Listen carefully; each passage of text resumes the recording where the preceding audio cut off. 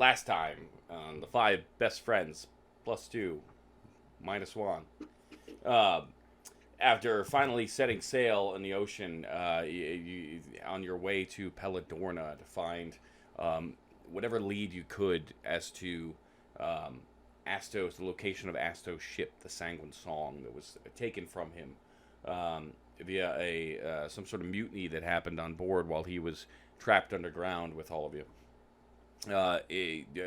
Your quest got you several days in, and with some interesting conversation and some time spent with the crew and amongst each other. We learned a lot about ourselves and about the people on board the ship. On the night, with just a few days left in the journey,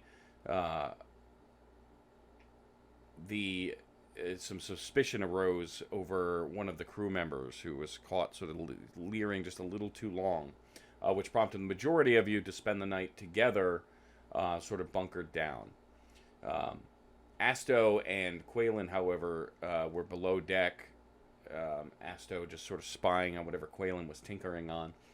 At which point, the battle began to ensue. Val peeked her head out the door, only to be instantly mesmerized and hypnotized into stabbing her own friend.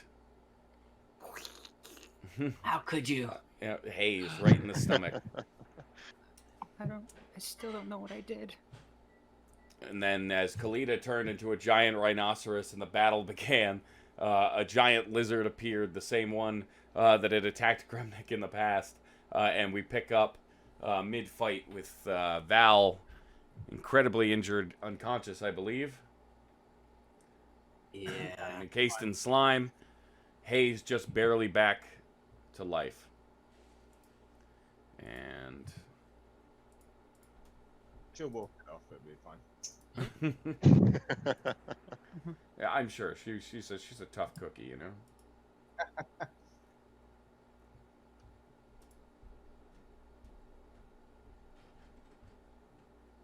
They don't bake them like Val no more.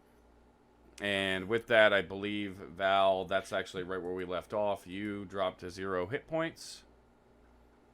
Mm-hmm.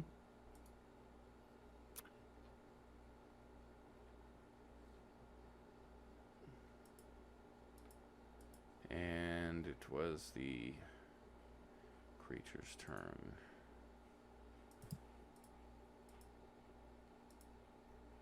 Slimy face. So I'm assuming she's like soaking wet while she's unconscious.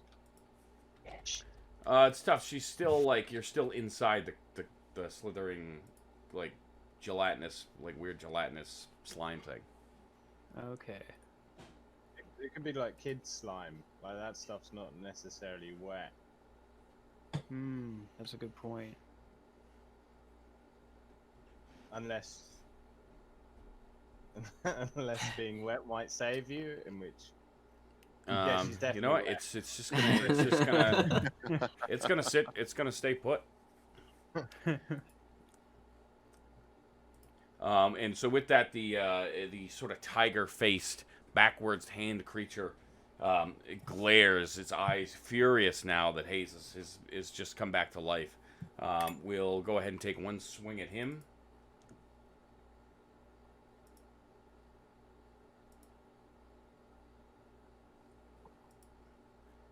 That is an 18. I'm going to use defensive duelist to add my proficiency bonus, so that misses.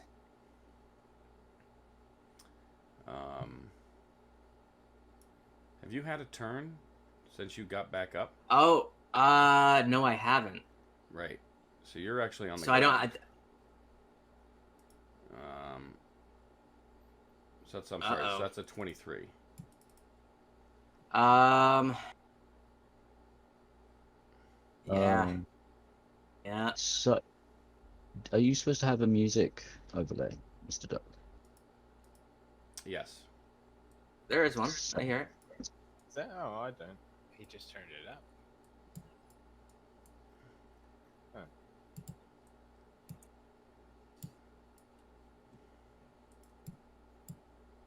But yeah, that's going to hit. Okay. So that is 6 slashing damage. Oh my balls. Okay. That was a really unfortunate roll. And his next attack, he's going to actually hit Adeptus. That's an 18.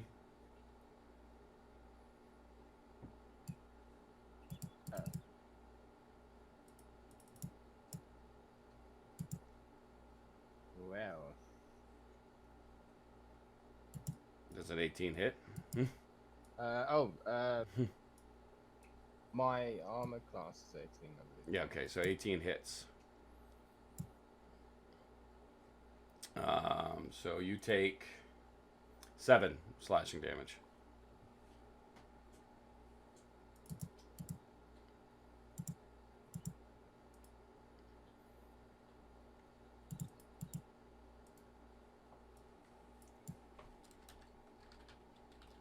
Gremnik, you are up, sir. Sorry. All right. So, with everyone having a tough time staying on their feet,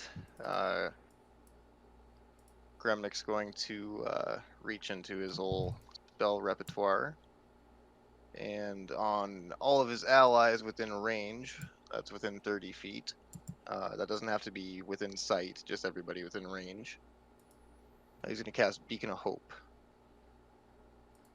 So everybody has advantage on wisdom saving throws, death saving throws, and regains the maximum number of hit points possible from any healing. All right. What was that, sir? Yeah, so everyone in the party gets advantage on wisdom saving throws, death saving throws, and they regain the maximum number of hit points from any healing. All right. All right. And other than that, old Gremlin can't really do a whole lot from back here. I guess he'll swing his spiritual weapon at the lizard. Yeah, because it's a lizard and it's got to go. I'll get you, lizard. That's a 14. 14 hits. Oh wow. That's 10 force damage. You watch the big cloud of smoke as the pipe just sort of collides into the lizard and sort of backs itself up against the wall again. And, yeah, that's Gremnik's turn.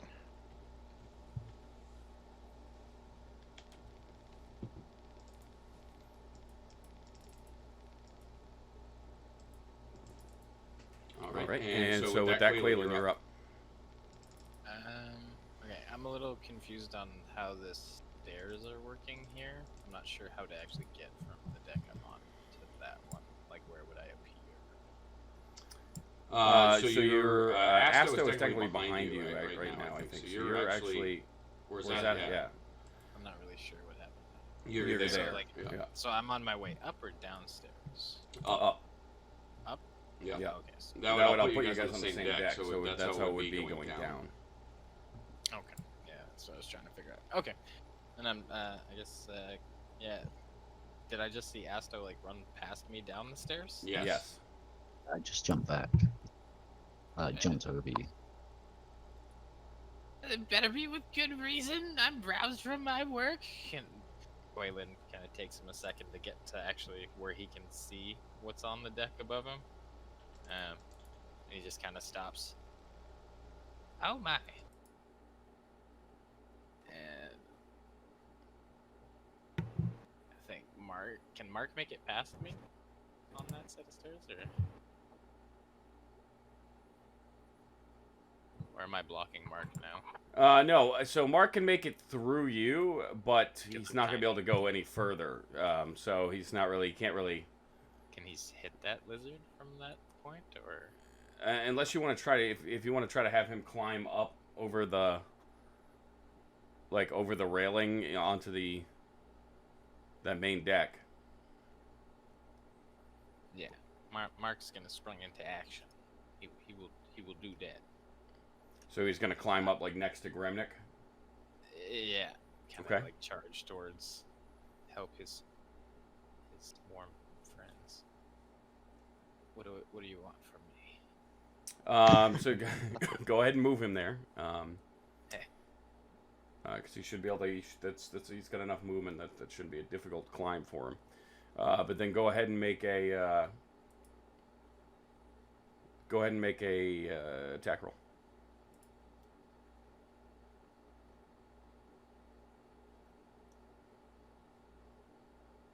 I don't know which one I picked. Is it the 11? You just take the first one. Yeah, it's 11.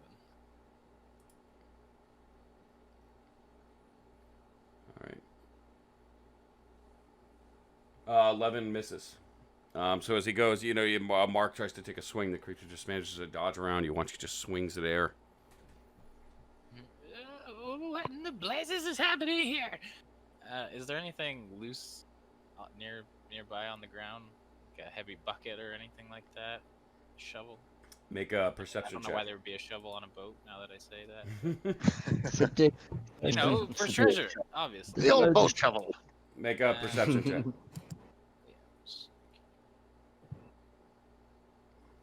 Not good at this though. 9.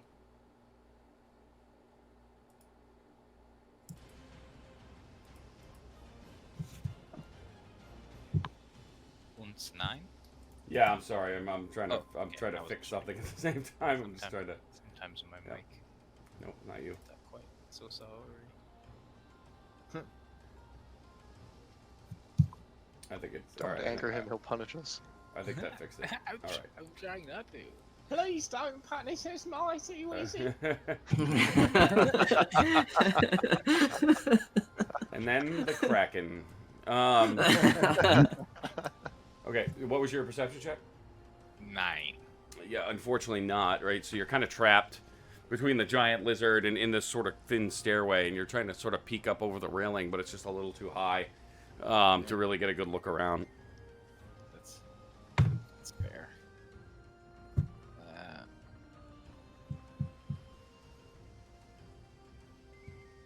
Seeing nothing, I will cast Frostbite.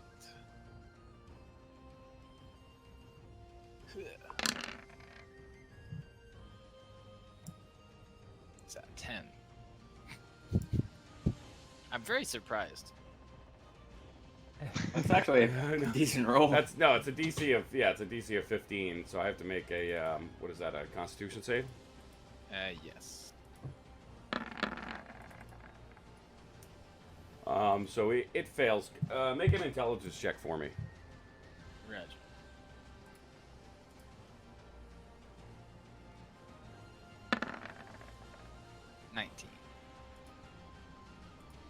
So smart. So You knew that though. Yeah. All right, Chris, I'm gonna whisper you something. Okay. Exciting. Ooh. It's kind of hot.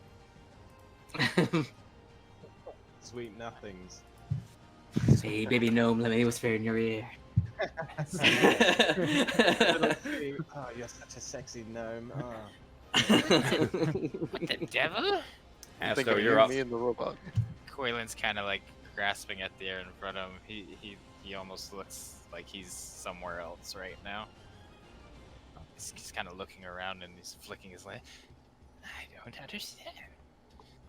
Asto. I'm moving. Where can I get? How close can I get in behind Grimnick or towards this fight?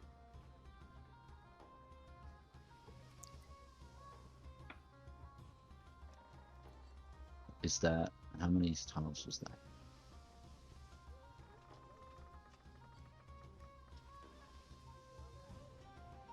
Think I can only reach here. No, so you technically are not. You're technically down here, right? You're down a floor below. No, a floor. I'm below deck. No, I thought the staircase in the middle led below deck.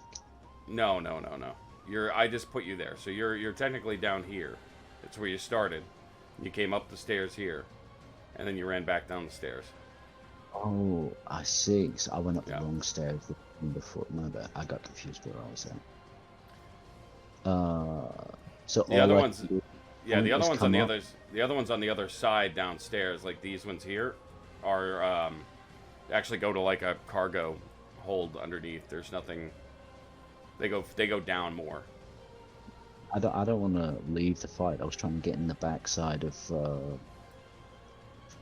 where Grimnick is. Yeah, you're not gonna have enough movement to get over there because you're gonna climb up and over, which is gonna take some movement, and you just won't be able to get there without stopping in Gremnick's. I mean, unless you dash, you can use double. You can use your Oh, action yeah. to dash. How close? Yeah, I'll dash. I'm not going to be able to Okay. get anything off. I feel so. Yeah, can you move me as close as you can to Grimnick? Yeah. As close as I So would get. if you burn your action, you can dash. Okay. And you've still got some movement from in there if you need to. Question: during combat, can we ever be on the same tile? No. Like our characters? No, we can. No, you can just pass through it. You can pass through friendly tiles, but you can't be on the same tile. You can't end your turn on the same tile. All right. Thank you. Unless you're like a I weird am rhino so- and it's a tight space. Don't let me forget where Kalita is in the initiative either. She got kicked out because of the rhino, and I don't remember where she is.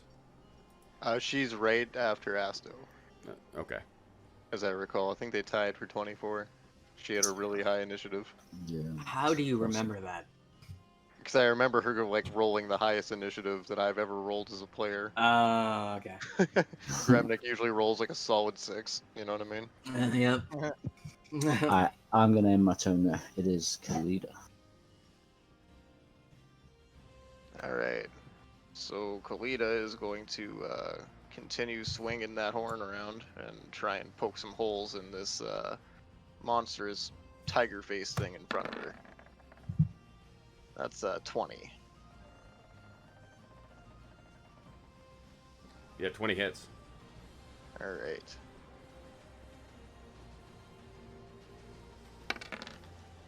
Oops. 14 damage. Rolled that twice. 14 points. Nice. So you watch as the horn is, and as you were just smashing the door is completely torn apart. It's this giant form of a rhino. It's just like the wood is just scraping against the body as it's just like the horn is just like the head's just going back and forth, just sort of like trying to gore, and the creature's just between trying to manage all of you at one time, it moves a little too close and gets gored, like it's this giant tear in the clothing and everything. Still no blood. Kalita snorts and ends her turn.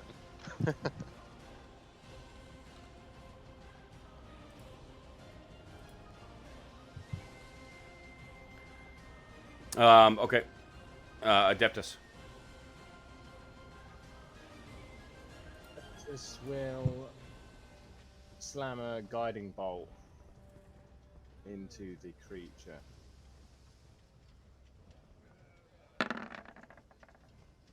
Hmm. 14. Not very effectively. Blast! That's just a level 1. Well, Or is it's that a doing cantrip? it. I'm doing it from the. Just said normal again, but I am doing it from my core. Okay. So it didn't give me a choice. No worries. I don't think anyways, so the guiding bolt, you watch it fly towards the creature, and it just even though it's going a little wide, it just dissipates as it gets near him. Ha! Blended!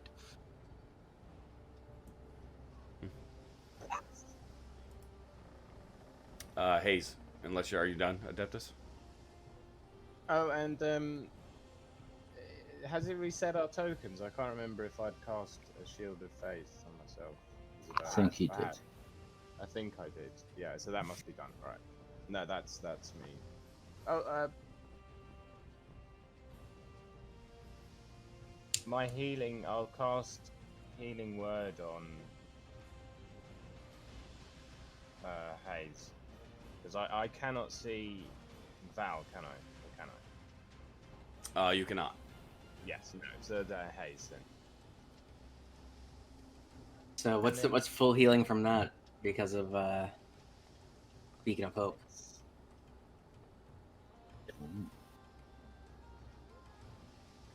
Go ahead and cast it.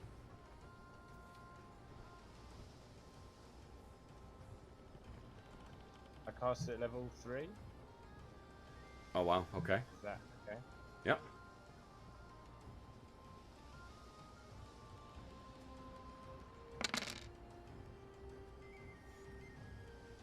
So the not full sure what full the amount max would be 8.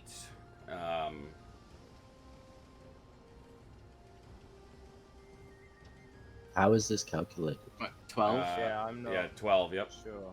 No, 8, and then 1d4 plus 4. Yeah. So 8 and 8, 16. Ooh. Oh, I'm feeling much better. Arise, you prince of Tabaxi.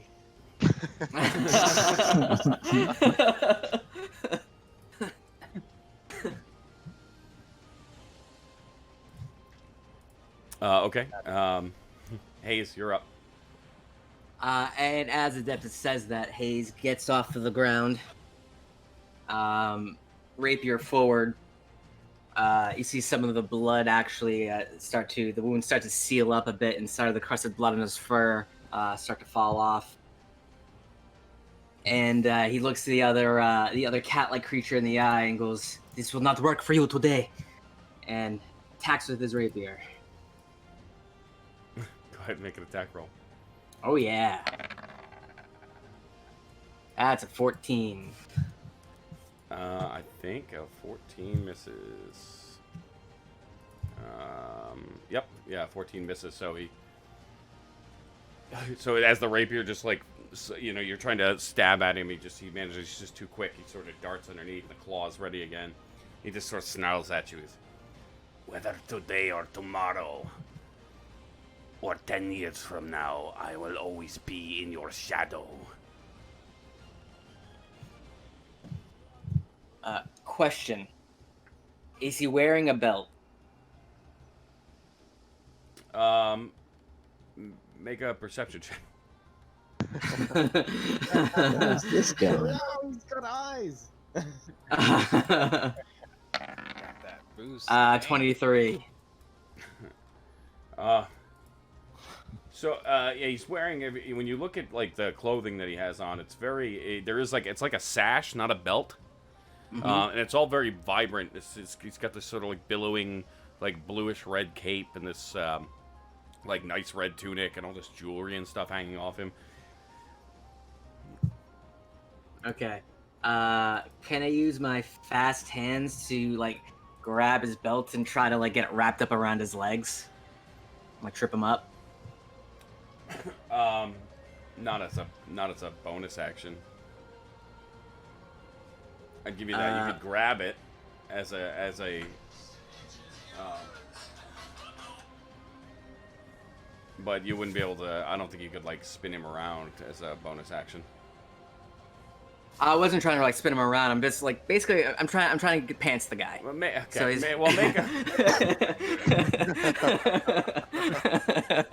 Make a like a sleight of hand check.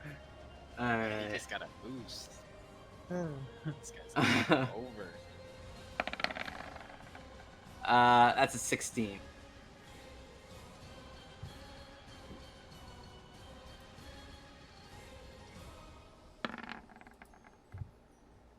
Yeah, no. So you go to you go to grab at the belt, but he's just too quick. He he's just completely on the defensive, like watching all sides. So Alright. She have cat-like reflexes. cat-like reflexes, exactly. Damn. All right, Val is everything goes dark, and you are still trapped inside this thing, being slowly eaten away at.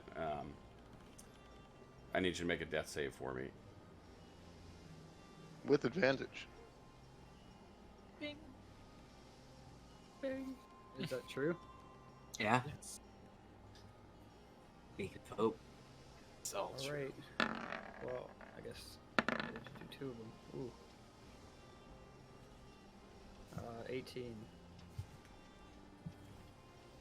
Okay, so 18 passes, or is successful. However, the damage from still being in there, you do fail 2 of them. Roger. So I got 2 fails, 1 success. Correct. Okay. What does And that that's my mean? turn.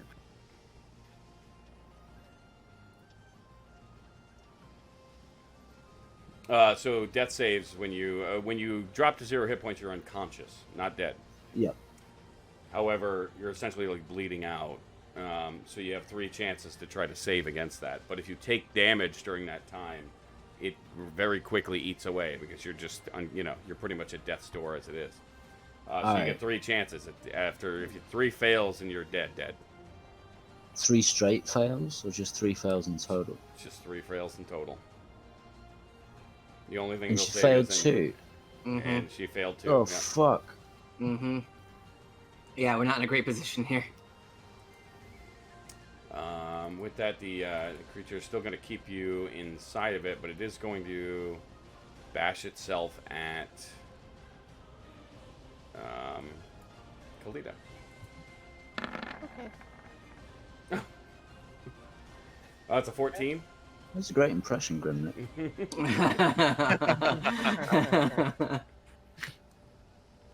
Does Right broken now- hit? I have an armor class of 15. Okay, no, so it doesn't. So you're just again flailing through the door, not even paying attention to it. It's just the the sort of thick rhino hide just sort of deflects it off of it. As Rhinocelita just continues to charge in this small ship space. Oh yeah, I guess I need that. Oh, I can find it. Never mind. Yeah, it's in the tab there.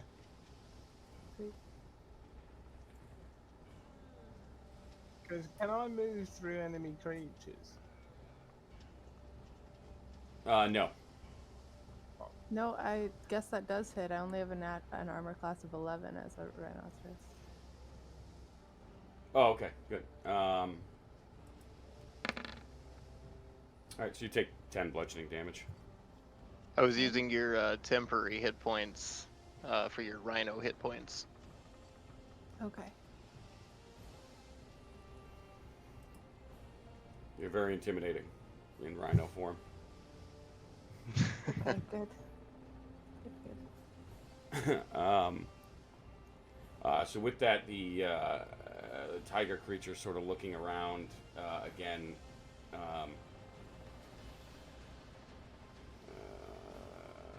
Yeah, no, he's yep, okay. So so again, he sort of looks at you, Hayes, and he says, "Always in your shadow."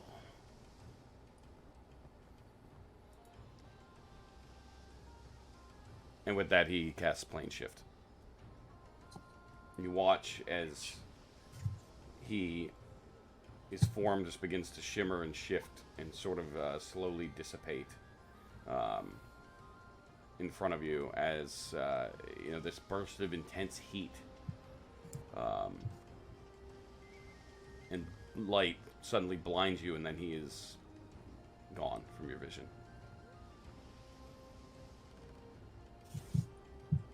What was that? Where did he go?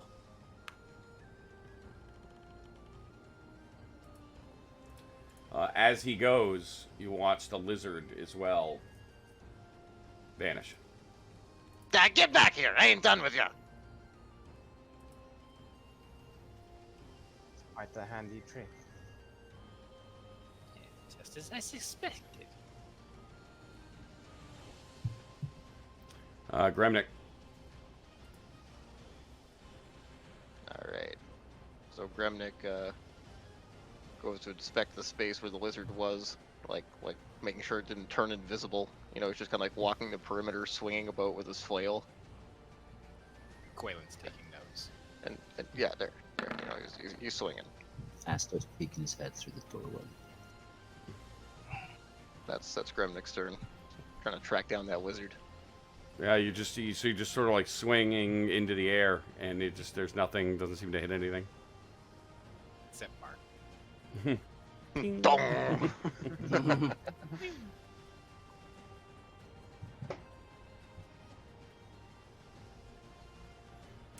Quaylen. I guess I see Val in distress from this angle? Would I have to? No, inspect the only person that area? can see Val is Kalita at this point. The rhino, Kalita? Yeah. Oh no. Yeah, between Kalita, just like her entire form taking up the broken doorway. There's a small window by Hayes, so Hayes could potentially look through and see her, but she is, like, just being slowly eaten away, digested by this thing. Well, I suppose there's only one course of action now. Is everyone all right? Can I look through the window? See what I'm trying to do here? We are still better- in initiative order. Not that I care that much, but. Where'd that lizard go? I believe everyone's fine. Perhaps a boiled egg? Asto.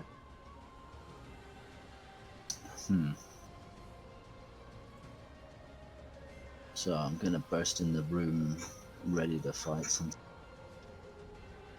Where, what's going on?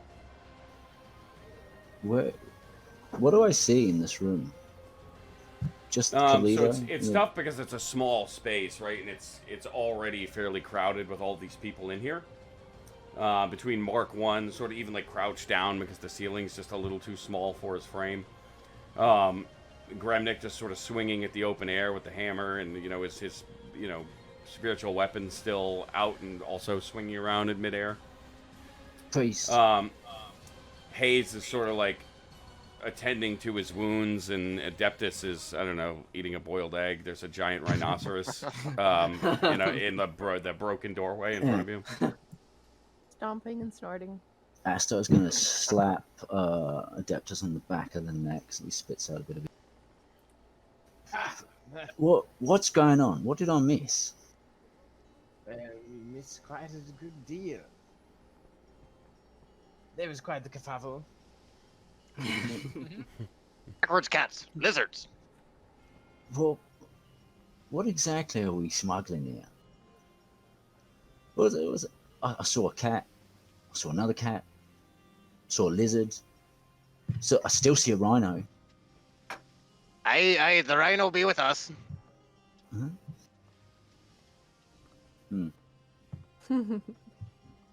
The other cat wanted my cat life, or one of them. Everybody's okay? I think so. Where's Val? Where is Val? Probably hiding because there's work to be done. She'd usually be singing about some glorious bullshit victory by now. Where's she?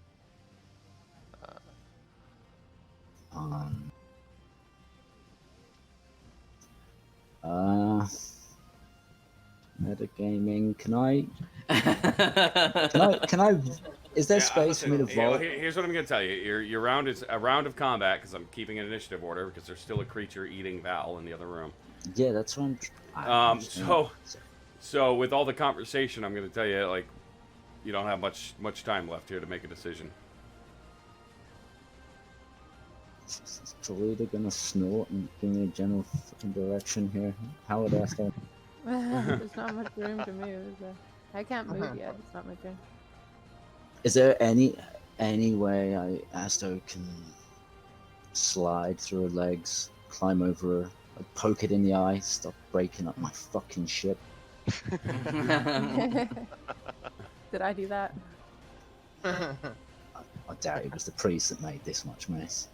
Not really, and now you're actually starting to hear a lot of commotion coming from other parts of the ship. As people, there's some shouting on the main deck and below deck. Can I can't fit through this doorway. There's no way I can get past it.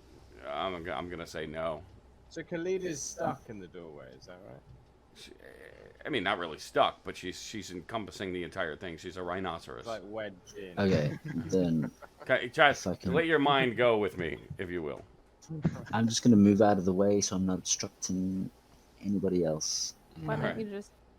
you guys could break that window, dive through it. I mean, it's an open window, but I don't think any of you know that Val is there.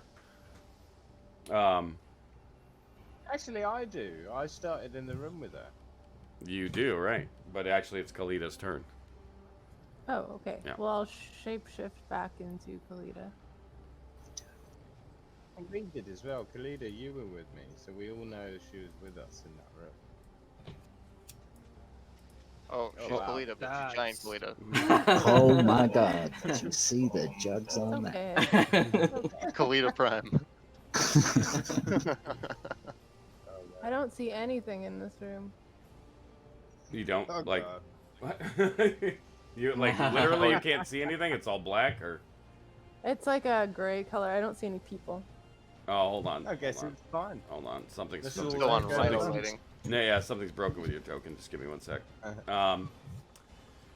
Yeah. So what you do see is you see this like, and you saw there were a couple of them. Oh, I see. But this sort of gelatinous goo is with like this sort of like mouth that's like sticking out, almost similar looking to the false Hydra you fought before.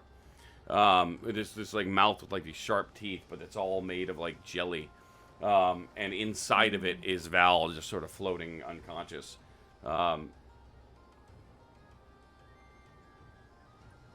Jeez. The thing, it also hit you. So while you were in a It hit rhino, me? when it hit you while you were in rhino form, yeah. Okay. So it is like still like kind of engaged with you. Just now that you're smaller, you can definitely see it. Oh god. I don't know what to do with that. Goo. I'm gonna kill it. I'm just gonna scream out, goo. No. Val. Goo. Goo. Can I try and heal wounds on her? Can I touch her? Can I reach in? Oh, you can Pull try, that yeah. shit out of her mouth. So you're gonna try to reach in and just heal her. Yeah.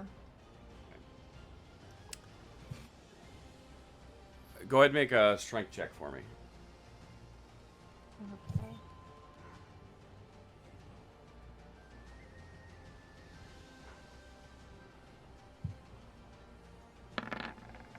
Oh. Oh, fuck you. I'm gonna say between like the creature like actively trying to attack you and you trying to reach in to grab it, you just cannot seem to muscle your way into like the insides before it like yanks itself away. Okay. So I don't try and cure wounds then? You don't, yeah, you're not able to get in close enough to do it. Okay. So I'm gonna... Will it attack me if I step back? Yes. Then I'll stay there. If it attacks her, will it let go of Val? It's like You don't know. eating her, I think. Sacrifice. I'm food. It's the I knew you circle- weren't useless. It's the circle of life. You know? She's never been eaten like this before, that's for sure. Zing. Yikes. Yikes. Anything else you want to try to do? Hang in there, Val. Oh, wow.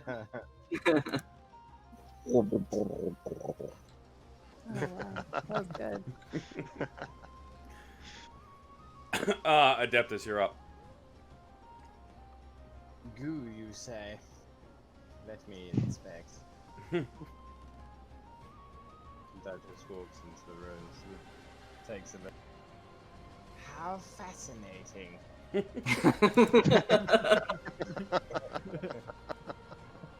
Adeptus thinks for a moment with his hand on his chin, while the sort of Val sort of rides with his form on it. Very curious.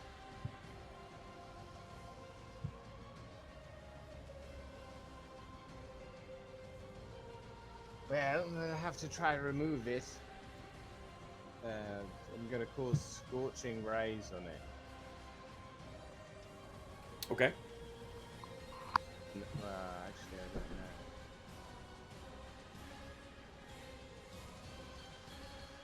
Shit, I don't know. Does anyone have any suggestions?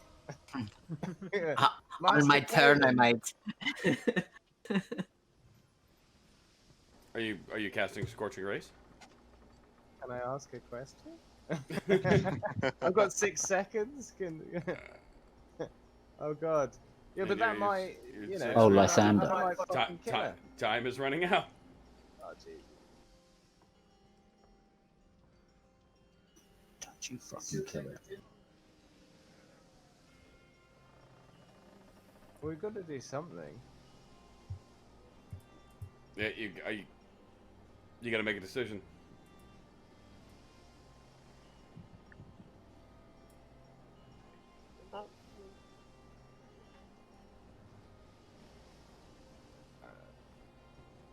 Five, Adeptus 4, slows time as he 3, reads through his time. 2, 1. I will. Nice trick. You should see the look on his face, man. This is incredible. I might kill her. My fear is that I will kill her if I attack the creature. All right, you're gonna have to find out on your next turn. Hayes, you're up. Oh shit. All right. Hayes is gonna look through the window. It's just an open window, right? Correct. All right. He's he's going to use the wall behind him as a backboard, and he's gonna try to tackle Val through out of the gelatin monster. Okay. Make an acrobatics check for me.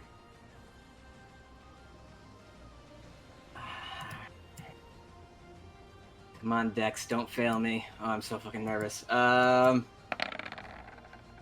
20. Fucking legend.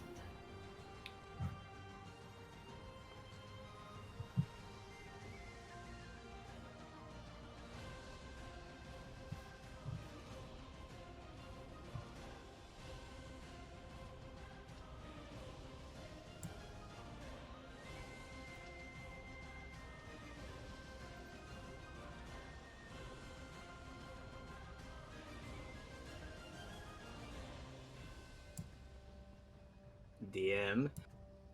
Did I win? Oh my god, I'm sitting here explaining to you on mute.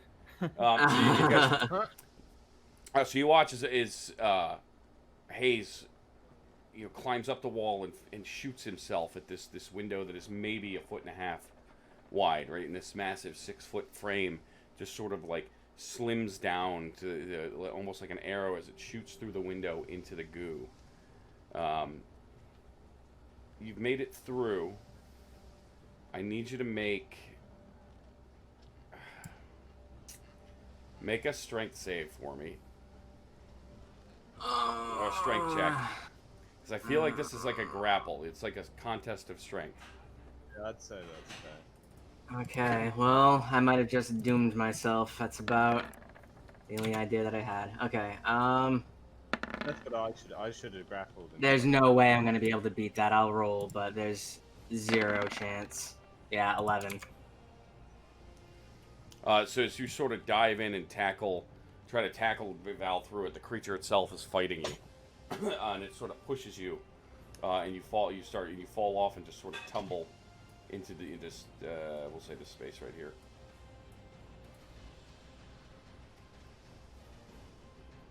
But of course, you land on your feet. You land on your feet. Okay,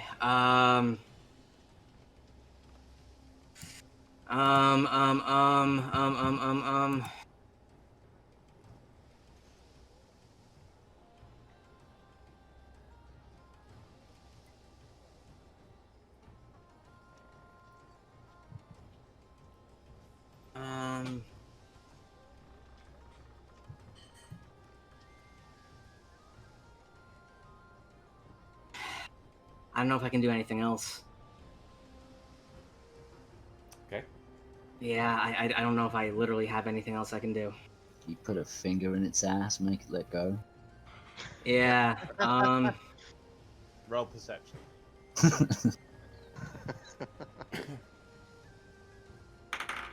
yeah, I already tried to. Yeah, the strength check failed. Listen, Can you bite? To back-to-backs. You can buy Yeah, them. that's about it. I can do. Do I have Val. knowledge of a goo creature's anus? Val, make a death save for me. Is Beacon of Hope still going on? Yeah. Yeah.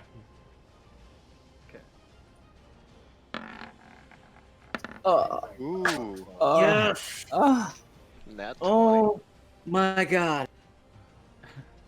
son of a bitch. Fuck you, emotion. Oh my god. Gripping my beer bottles. So through the darkness and you're fading in and out consciousness, and just the agony of like what feels like even like at the goo, it's now inside in your lungs, and it feels like it is slowly eating away at you. Through the pain, you hear this, you feel the struggle, and you see as you just manage to dart your eyes open long enough to see Hayes get thrown from the creature, and Adeptus and Kalita sort of shouting. But then you're gonna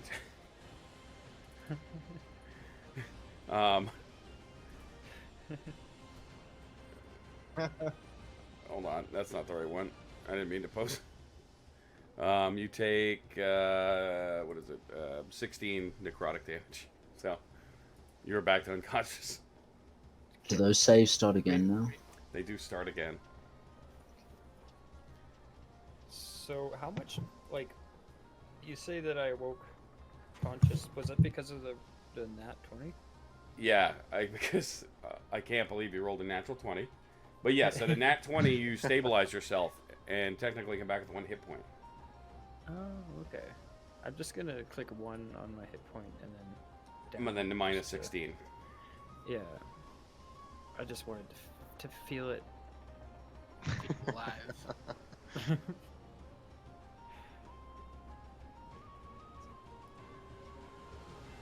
Yeah. All right, so with that, the creature is going to. Where'd it go?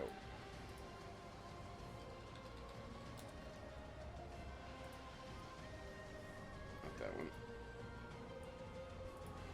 There we go. It is going to make an attack at you, Hayes. It's an 11.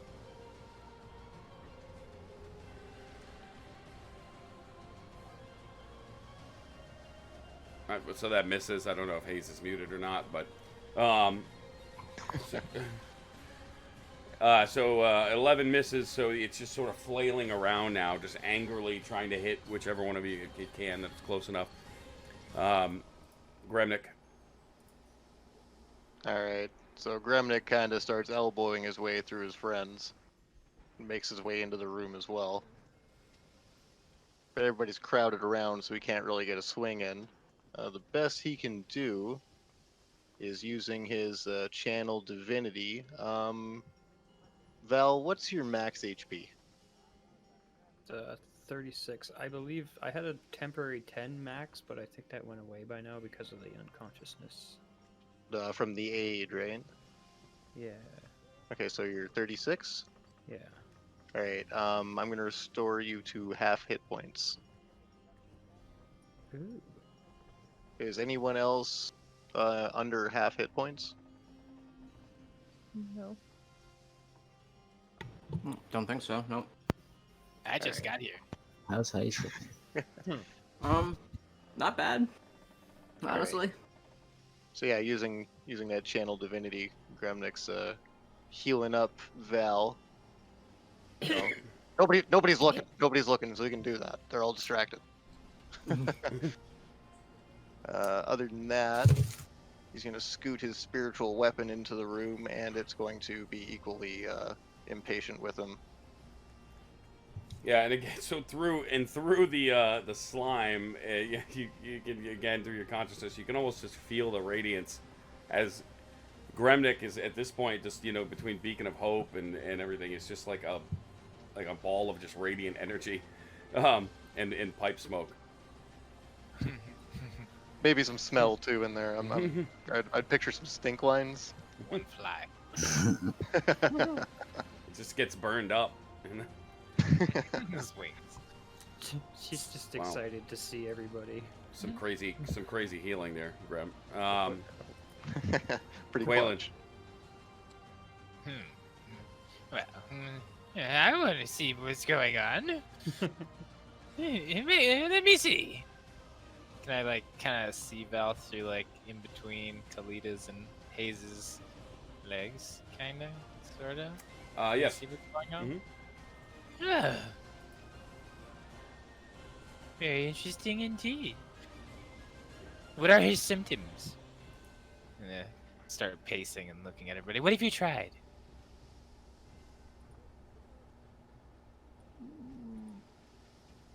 Very well then. Oh, we didn't know that was an actual question. Okay. By tackling it, No, we no, haven't- no, you're right. I already knew the answer. You've tried nothing.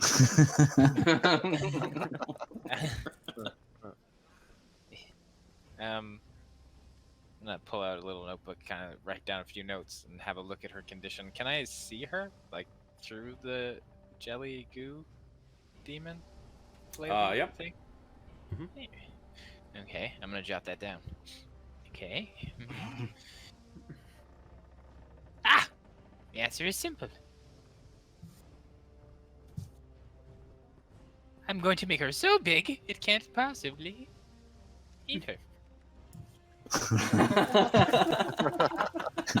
You're gonna break It's this simple shit. science, really. You're gonna kill us all. We're gonna drown. Make a few adjustments to Eleanor real quick. Dial here and tighten that up. And I'm just gonna walk up and like stab Eleanor inside and like give Val a little zap quick. After I snap my goggles on, of course. Safety first, kids. Thumbs up. Ding. That is what I would like to do. I would like to make her bigger, not smaller. Okay. All right. So yeah. So Val, you all of a sudden. I mean, I don't think you. Hey, Val. I don't think it would be that big because you would be. What is it? Double your size? I believe it is. Yeah. Target size doubles in all dimensions, so that's like, yeah, that's Oh. not, sheet thick. Wow. Yeah. So I'm gonna. Elimination, though. Yeah, I'm gonna leave it there. But yeah. So Val is now what? 12 feet tall. 6, 5, or 10 feet tall. Just like crouched into the corner. You know what? I think that actually does classify you for this. So, you watch as the form and the goo itself just like sort of like it's just like rises up out of it. It is still like wrapped around her feet. And she's like crouched down because the whole cabin begins to bulge. As the in the already broken wall, the wood begins to splinter and push out. And pull my goggles up and look. Kind of squint. Ah, splendid! You may now begin administering medicinal smiths. I kind of go into the corner here and write down a couple notes. Simply fascinating. Asto.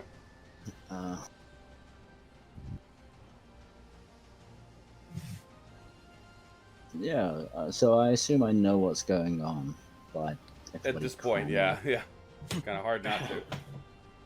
I mean, I don't know if I know what's going on, to be perfectly honest with you. Alright, well, whatever it is, I'm just gonna run in and hit it. And then run back to the same tile I'm on. That'll be my turn. Alright, it's too much to work out. I don't qualify for sneak, right? Feel like No, you don't. advantage, it's totally surrounded. Come on, it's distracting. You know what? I will give you. I'll give you a sneak attack at this point because the prey it was holding just doubled in size. Go ahead. Love you.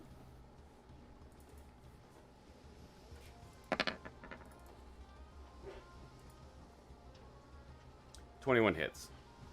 It's come. It's the one sneak attack. Oh man. it's a lot of damage. It's, again, the creature's still trying to cope with the situation. The enlarging Val, and it's just sort of like trying to desperately just like cling to her like her upper knees, and and then so you sweep in with the cutlass and just take a giant chunk out of it. Quaylen yells from across. That's right, like a fine steak. Not dead. Not dead.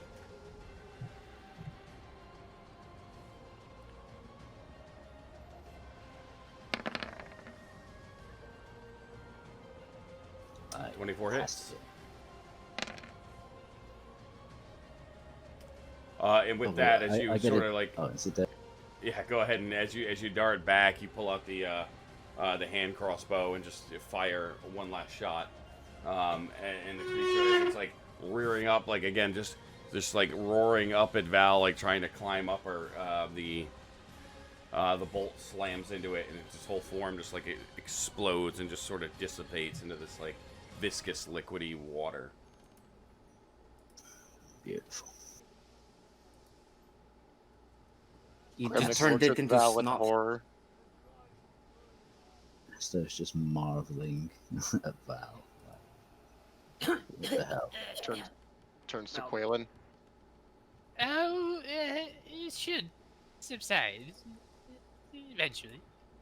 That's the Don't biggest like elves. loot I've ever seen. At some Don't like point. Dinah. In all my time at sea, never have I witnessed so much weird. Well, someone want to get some medicine into her? Val coughing up the goo. I'm okay, guys. Thanks for the help. Oh, Quaylen's I gonna took like, too much. climb over her ankle and to her side, and can I cast Cure Wounds on her? There. Just gonna pat her forehead with a little Yes. rag. Like Yeah. a very oily, dirty rag. Probably should be on your face. Hang on, let me put that away. Yeah. Oh, you're too kind. Is Beacon of Hope still active? Oh, what's the time on it? It's concentration. Hold on, let me scroll up here or find it. Super Saiyan God for a while. Concentration up to 1 minute. No, I guess it would be over, wouldn't it? Yeah, Beacon of Hope would fade, but the you still 11 points of healing is still pretty good.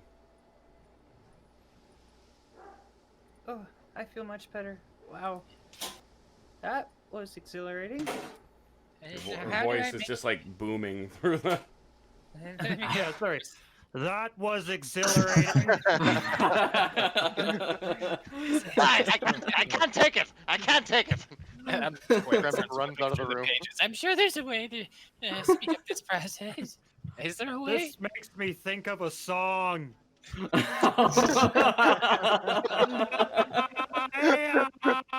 Oh my. Oh god. Did Val just ascend? Hand to hair. I can fix this.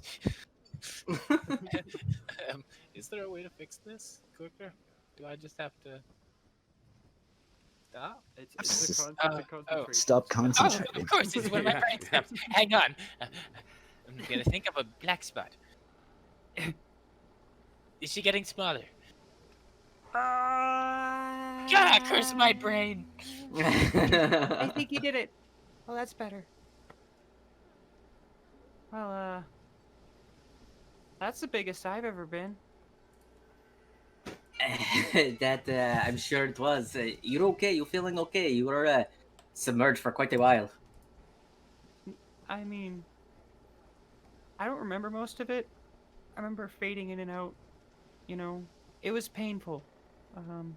Very, very painful. But that's okay. Pain could be fun sometimes. And what else did you feel while you were inside the creature? I'm taking notes. Like, maybe it was my turn. I see. Psychological effects, yes. And maybe I want to stop eating goo. Okay. Wait, what? With that, Aelin and several of the other crew members come rushing in and start just look around and like shock, trying to put together the piece of what happened. So glad they didn't catch me as a rhino. That would have been so embarrassing. Aye, there would have been some splaining to do on that. Is, No is idea what happened everything to the is everything all right? I don't know. we all. What happened? Cats. Backwards cats. Lizards. Lizard Back- Did I Strange tell goo you about beat the me up. time I got eaten by some goo? I'm sorry. I feel like it was my fault. This has happened to everybody. So far, it's been incredibly difficult to follow the story. Oh, sorry. So your crew member that looked like talked like a Adeptus here. Yeah. It turns out he is a cat with backwards hands and tried to kill us all. Or a lizard. And a lizard. I don't know where the lizard come from. I am not sure, nor to where it went. I can Looks assure around you there was suspiciously. in fact no lizard. What are you? Look, right. What are you going on about, Gnome? I smacked it with my own flail. So there was a lizard, but maybe not a lizard. Some goo. Oh, it was certainly a lizard. I a assure you backwards there was no cat. lizard. And you're certain this was one of my crew members. You forgot the whole goo. of it. Not the lizard. It was his hands that were backwards, not the whole of the thing, damn you. You're forgetting the goo. Gremnick stamps impatiently. I asked the goo. Can I get a sample? Is there anything left? Can I collect it for study? Would it be preserved if I had Is it in some your- in my lungs still? In your Yeah, you can. So there is this sort of like it is like slowly seeping into the wood. It is like very like a slightly more oily water. Just how I like my water. Oily. Indeed. Sorry, I know this is confusing. So we have reason to believe that that crew member was. Have you known him long? Well, now, Master Cat, you make the assumption that the crew member was the backwards cat hands man. It could be quite possible the backwards cat hands man killed Mr. Cromwell shortly before our attack. I And That's all I took know. his form. I've read of such things at the Citadel. Gremnick eyes the crew members in the room kind of suspiciously, kind of gripping his flail. But Yeah, kind he of just- discreet about it. she looks over her shoulder at the two as well, sort of squinting her eyes a little bit. Go find Cromwell. We'll get to the bottom of this.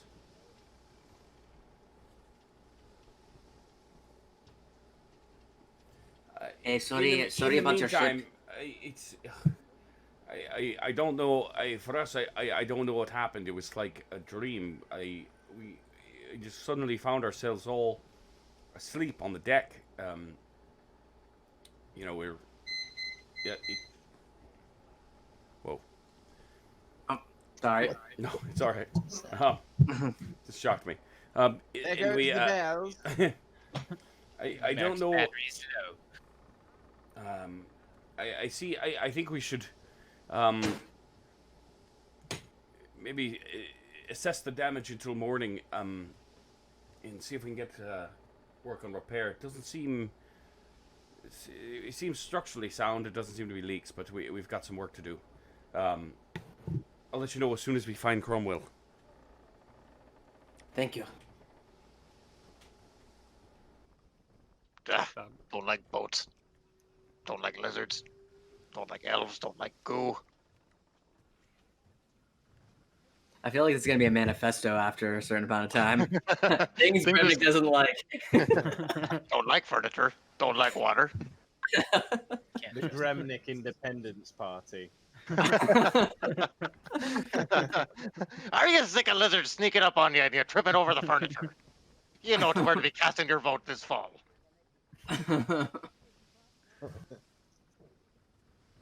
Val runs up to Hayes really quick and kind of goes to her knees and says, I'm really sorry. I'm really sorry, Hayes. Here. She pulls out her short sword and kind of hands it to him. Take this. It's not safe with me. I would not want to disarm you. But I'm just gonna try and kill you again for some reason. I don't believe that is true. It is Apparently, I could be cursed, and I don't want to be cursed or nothing like that again. I'm Listen. so sorry. I didn't mean to hurt you. I know. Hold on to your sword. I'd much rather you defend yourself, and then if it does happen again, we'll deal with it later. But no, you cannot go without a weapon. It's just you've saved my life so many times. No, well, no, Val. We're the five best friends, right? But that's what we do with each other. And if you I'm sure there'll be a time where I will need you, and you'll be there for me. Val can't help but smile at him saying the five best friends. And she looks at her ring and just says, thanks for understanding. Of course. I'll try not to do that again. Please, I would appreciate it very much.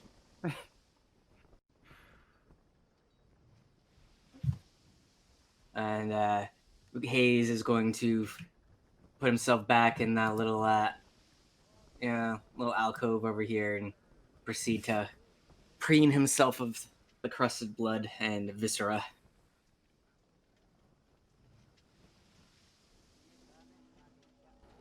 Man overboard. I'm still in. It was Val. It was Val. I keep accidentally hitting down on my keyboard. Did that work? Oh, I didn't know that worked. Yeah. Oh, that's great. Oh wow, this changes the game. I'll see you later, bye. Look at me explore, look at me raw. We'll get a All right. And with that, why don't we, as you guys begin to sort of again yourselves assess the damage to the ship, the broken shards of it, again seeing Kalita's rhinoceros form for the first time, just rip through the wall of the ship, and just the between the splinters and the wood and the blood spattered across the floor. We'll go ahead and take a quick break and be back in 10 minutes. Yeah. Cool. All right. Everybody, thank you for sitting in there. We are at 11 viewers, so we will have a Steam key giveaway this evening. So sit tight. I'm thinking by the next break, 12 now, yeah. So I'm thinking by the next break, we should be ready to give that away. So hang in there, and we'll be back in 10 minutes. Yeah. Stay tuned, folks. That was so intense.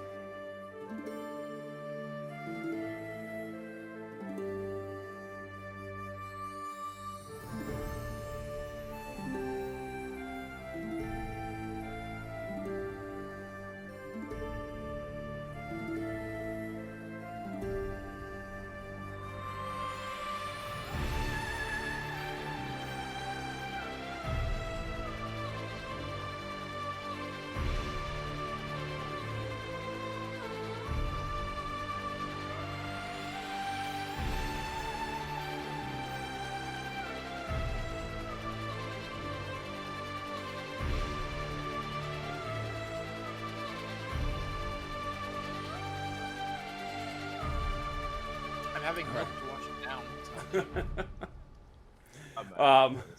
You're the picture. So thank you guys for that. Like I said, we will be doing a Steam key giveaway tonight, and it looks like viewer count just keeps going up. So we get to 25. Yeah. Tell all your friends. Tell all your greedy little friends. Come here. We love you. We'll give away another one.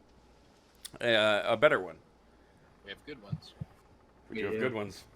Anyways, so as you guys begin to sort of pick up the pieces, and the crew members are slowly trying to do the best they can to sort of impromptu repair the damaged ship. The moon is still fairly high in the night sky. It is still dark. The waves are just continuing to push against the ship as it's very slowly making its way. They have the majority of the sails raised so that they can do the repairs. So you're not moving very quickly, but they are paying attention to course. After several hours pass of repairs and noise, everything seems to settle down when suddenly one of the crew members pipes up and declares that they've located Cromwell. They lead you down to the bottom portion of the cargo hold.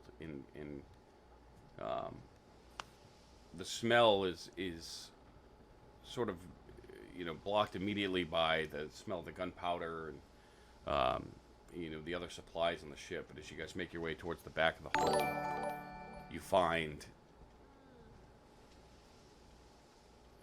the turned over barrel where his body had just been shoved in pieces into it.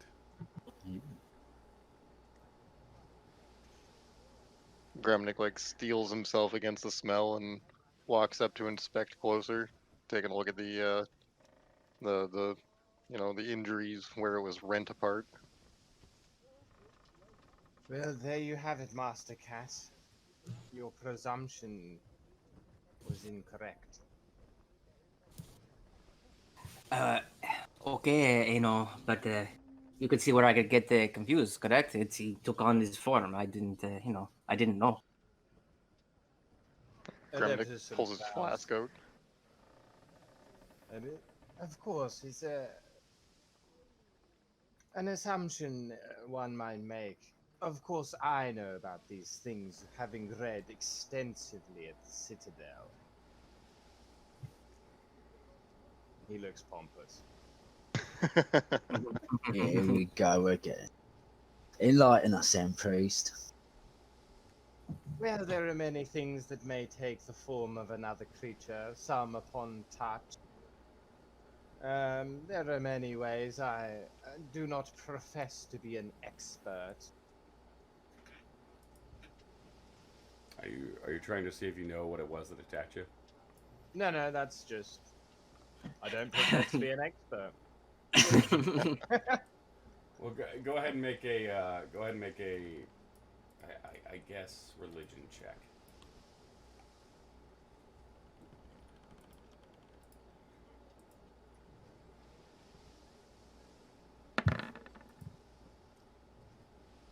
At 15.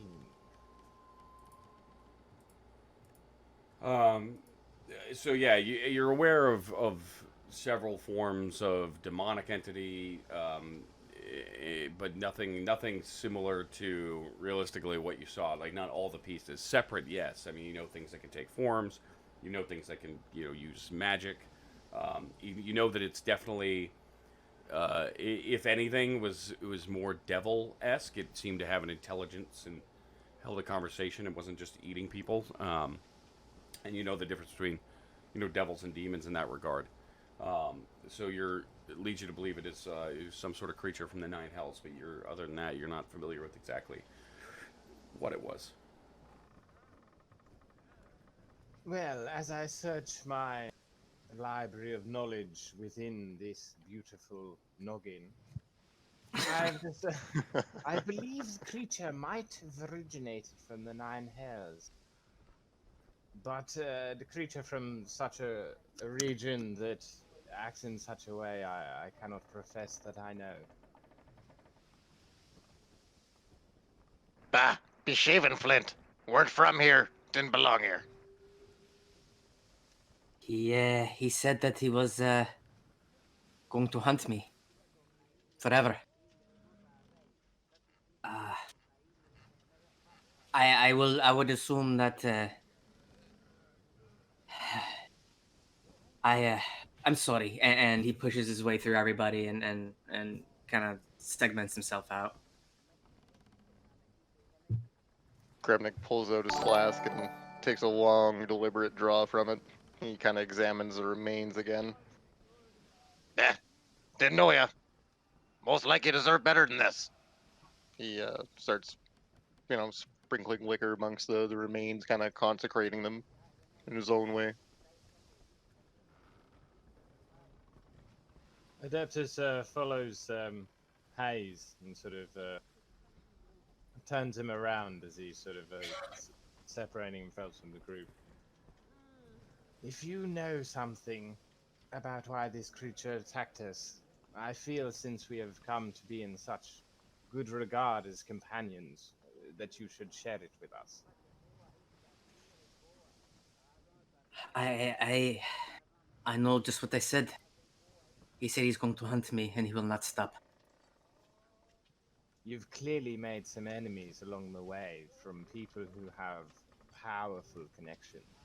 Does this register with you? Can you guess? Well, within recent memory, anybody that has been trying to kill me were Iron Hand. So I suppose it would be a good assumption that this assailant was sent by them. I think that would be a strong possibility. Yes. Adeptus thinks on the matter, and then chuckles slightly. Well, it appears you have made quite the enemy, sending such an assassin after you. You must have angered them quite. What was the nature of your disagreement with them, if you may allow me to pry? I feel, since we're endangered, it is something you should share.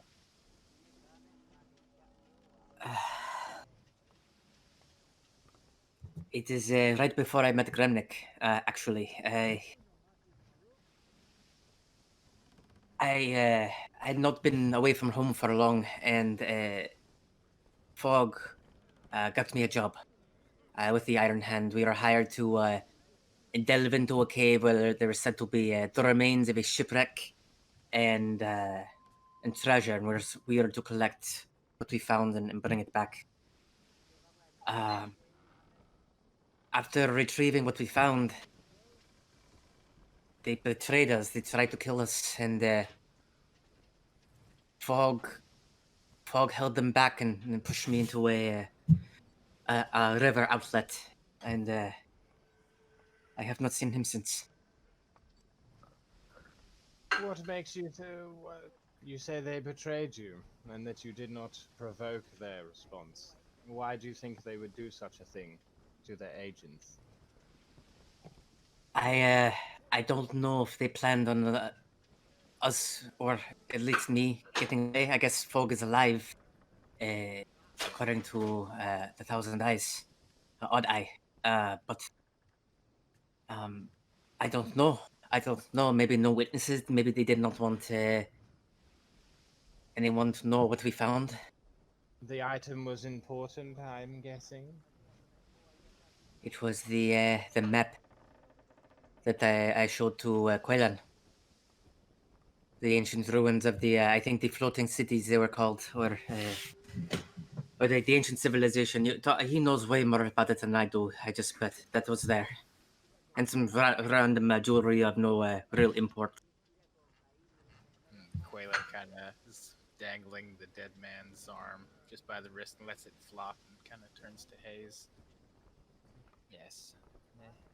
The power to which that map leads would be most dangerous in the wrong hands. The Lyceum will want to hear about this. What power are you talking about? Well, we don't really know. It was after the fall. It's only speculated, of course, but the ancient civilizations that floated above our sky.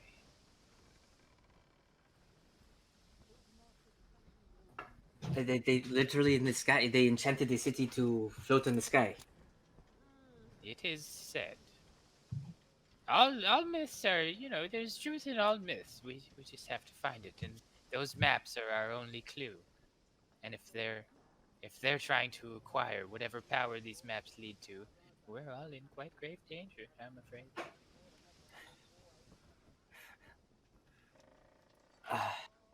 I Quayland kind of like turns back to the dead body and kind of gets Mark to like pick it up. He's gonna throw it overboard. Hey, yes, to the fishes with this one. Gremnik offers the remains a final half-hearted salute with his flask before taking a drink. Yes, well, judging by the remains, it looks like he's been in here for a week at least. It's amazing. No one noticed until now. I can't believe. I talked to Arthur yesterday. Afraid you didn't talk to Arthur at all. Yes, that makes sense. did he seem just strange? It is no, he was perfectly normal. Anyways, we've made sufficient repairs. You could spend the night there, although I don't believe I'll have a working door on there until we make port. But we've cleaned up the mess at least, and we're going to continue on, if that is all right with you. Yes, please. I think we could all. Yeah. I think we would like to move on from this, please. Yes. Sooner we're moving, sooner we're off the boat. Aye. All right.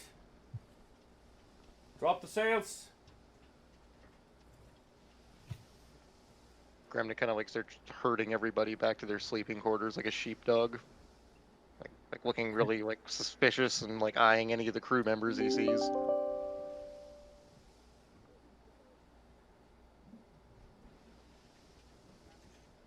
So I took my sword and I crammed it deep inside of Hayes' stomach while he was asleep, and I've never felt so sorry before. God damn it, will you stop that and turn it around? Gremnik winces and reflects on his reasoning for healing her. Sorry, guys. I'll shut up. Do you think I struggled with my decision to free you? I don't know what happened exactly back there, but I'm glad to be here, guys. Thanks. Just keep you moving. Get back to our room. I'm going. I'll stay on watch, I guess. Again. Are you sure that'd be No, I'm not doing that. I was just kidding. Hayes doesn't say anything, but after Val finished up playing, you see a little tear in the corner of his eye. Aw. I'm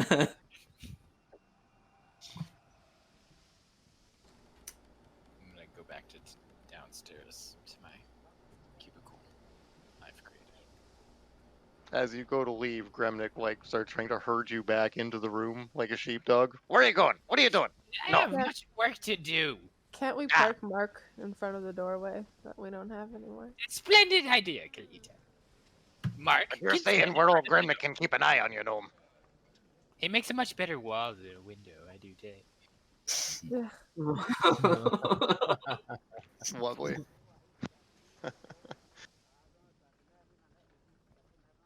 Would that make you feel better if he stood in front of the door? Then could I go?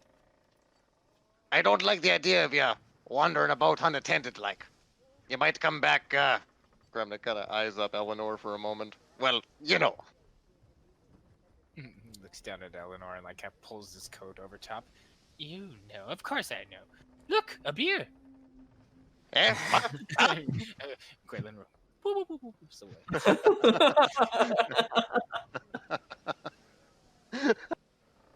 and then Mark becomes a wall. Yeah, you see, it works.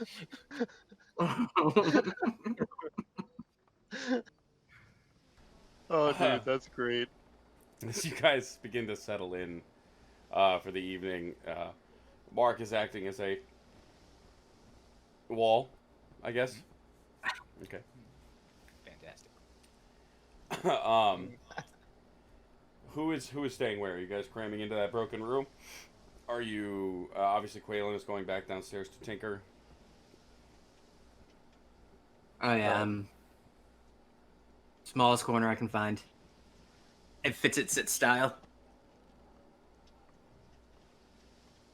Yeah, Gremnick's gonna stay up and watch for a bit.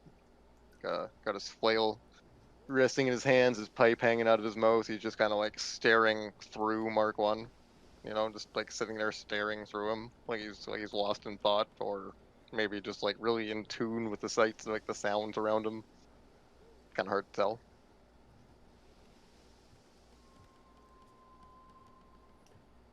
So as everybody settles in and Gremnick takes first watch.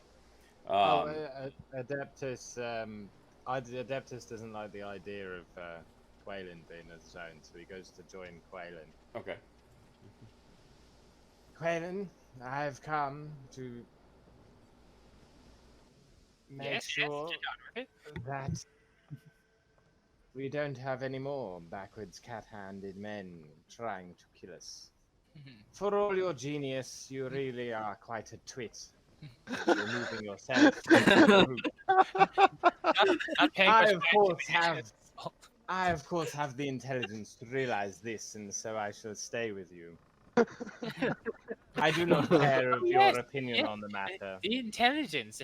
Cats with backwards hands. Do tell me more. I'd love a detailed account.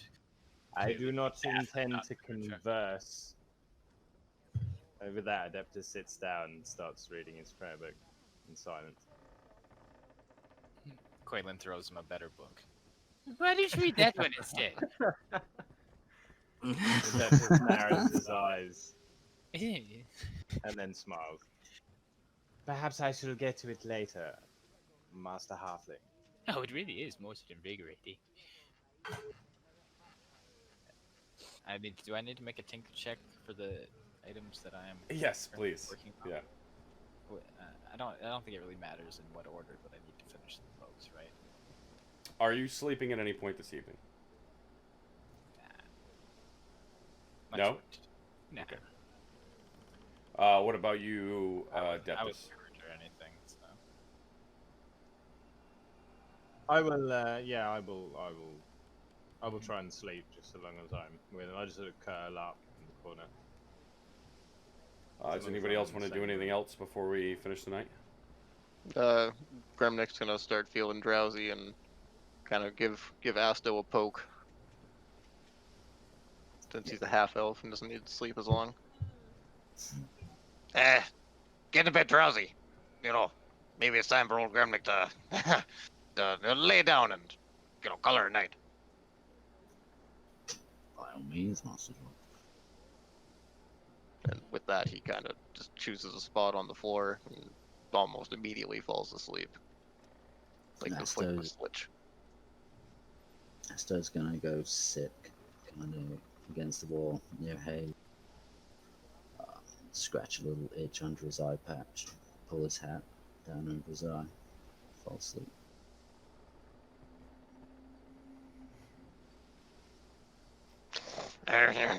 Backwards cat.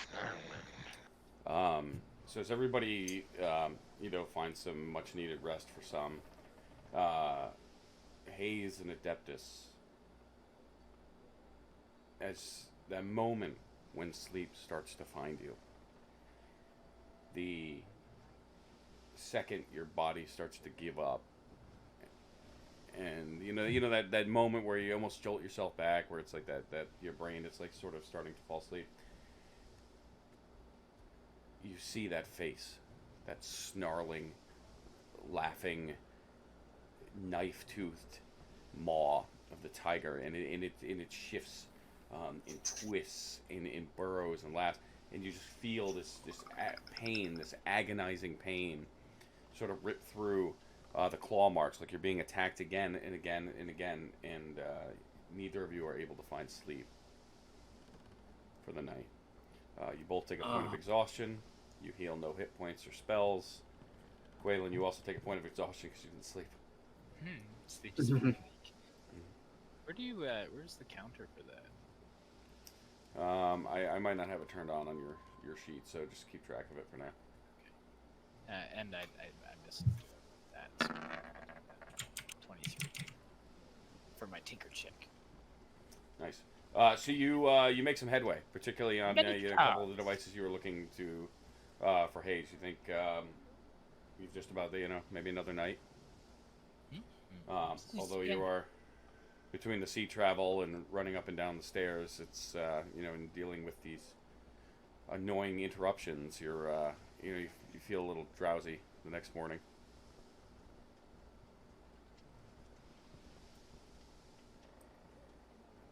As the morning does come for the rest of you, sleeping in fairly late, most of the crew are exchanging shifts. Meager breakfast is prepared. Again, Adeptus and Hayes, the claw marks, where you, although healed over, are just sort of remain. It's a sort of like reddish black, almost like scar across you.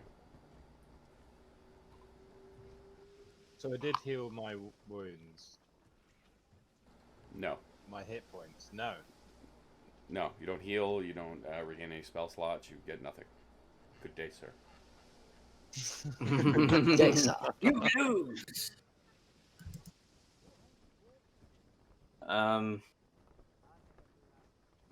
Before everyone really gets up and at it, Hayes is gonna make his way up to the deck and just kind of watch the sunrise, grasping onto where the claw marks were. Asto, who's barely slept thanks to Hayes, kicking in his sleep, and is gonna follow him. Gremnik awakes and finds people missing and kind of looks panicked for a sec and collects himself quickly and sets off to try and find everyone else back to sheepdog mode.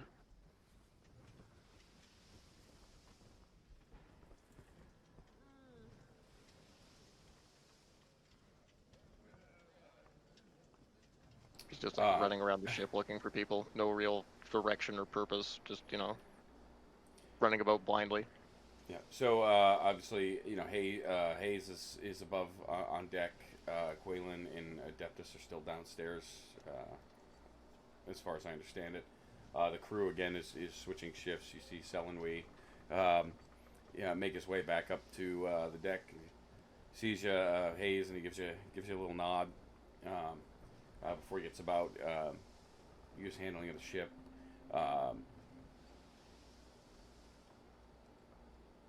And you continue on. You still have several days of travel. As Aelin tells you that you are still essentially just about to enter the Ithacarta channel. Or canal. Sorry. Throughout the day, Hayes is gonna attempt to get in little naps here and there to try to get some semblance of sleep. But does that keep happening? Every time you close your eyes, every time you think sleep is about to come, it appears, and the pain just gets worse.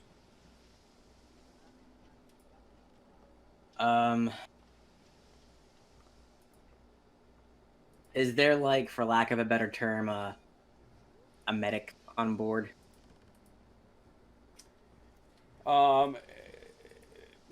Make a. I don't know. You'd have to ask around. There's no. Yeah. Who also has it? I mean, most of you guys. You've got two clerics, a druid, a bard, and whatever Quaylen is. We're like Doctors Without Borders with machetes. More like Doctors of the Morals. Magic potion. Yeah, I'm gonna go. I'm gonna go up to Adeptus. He seems pretty priestly. And Adeptus. I haven't been able to sleep very much today. I think these wounds are keeping me up. Do you know of any way to like numb it or something like that? So does it make me back up? Adeptus sort of looks away very pensively and stares for a few seconds. So you are suffering it as well. Tell me of your affliction. Well, every time I get very close to sleep, the wounds they sear with pain And you see the face of the assailant. Yes, I do. How did you know that? Well, it appears we are in quite some trouble. Well- Its blight upon us is lasting. I do not know. Do I know? What do I know? Make a religion check. Who am I?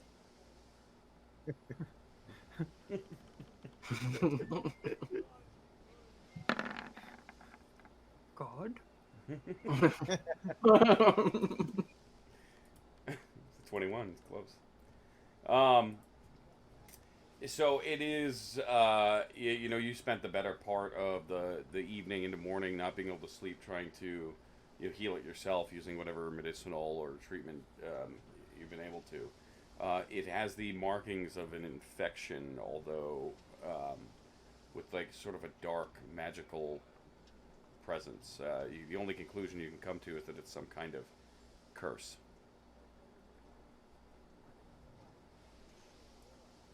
Well, from my extensive reading at the Citadel, I'm sure I've told you about this before, Master Cat. I do recall something. The wound, I've been studying it. It is as an infection, but I fear the creature from those 9 hells. This is not a normal infect of our world. I believe it is what people may term a curse. It would appear we are accursed, Master Cat. We are cursed with your god Lightlander. He would not let that happen to you, right? Aster begins listening in on your conversation much more intently. Well, many good followers of Lythander have been afflicted by many things. The powers of these devils from the 9 hells are very powerful. How would we go around getting uncursed? Are we just not going to be able to sleep ever? We're in the middle of the ocean. How can we? We're screwed, eh? Of all locations to suffer such a fate, it upon the oceans is not to our benefit, no. We need to find a healer. Let me think. Would I know where this affliction might be healed? Do I have any knowledge on curses? I have a book on curses. Which Yeah, I mean, there's is all probably kinds of something. there's all kinds of spells around removing curses, and you know, it's just not in your particular wheelhouse. But you know, there are practicing priests of Lathander and all kinds of clerics that specialize in removing these types of things. It's just not. You don't know how to do it. Yeah, no. Well, we need to come across civilization soon again, Master Cat. Amongst their number, there must be one that can heal us. We need a healer, essentially, beyond my proficiency?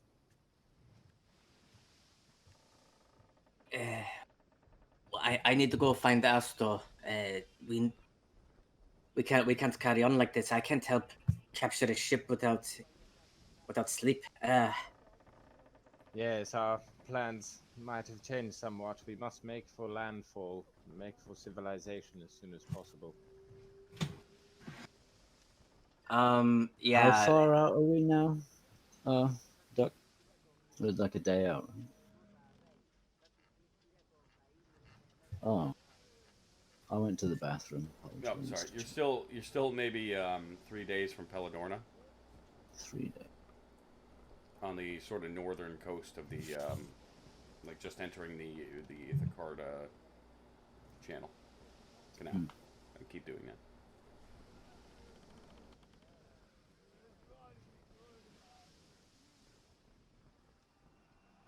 Yeah, Hayes is gonna go look for Asto. Right here, Master Hayes. Oh. Asto's just been listening in on your conversation, like right behind you. Of course. Okay, so do I have to say anything? Did you heard the whole thing? I heard.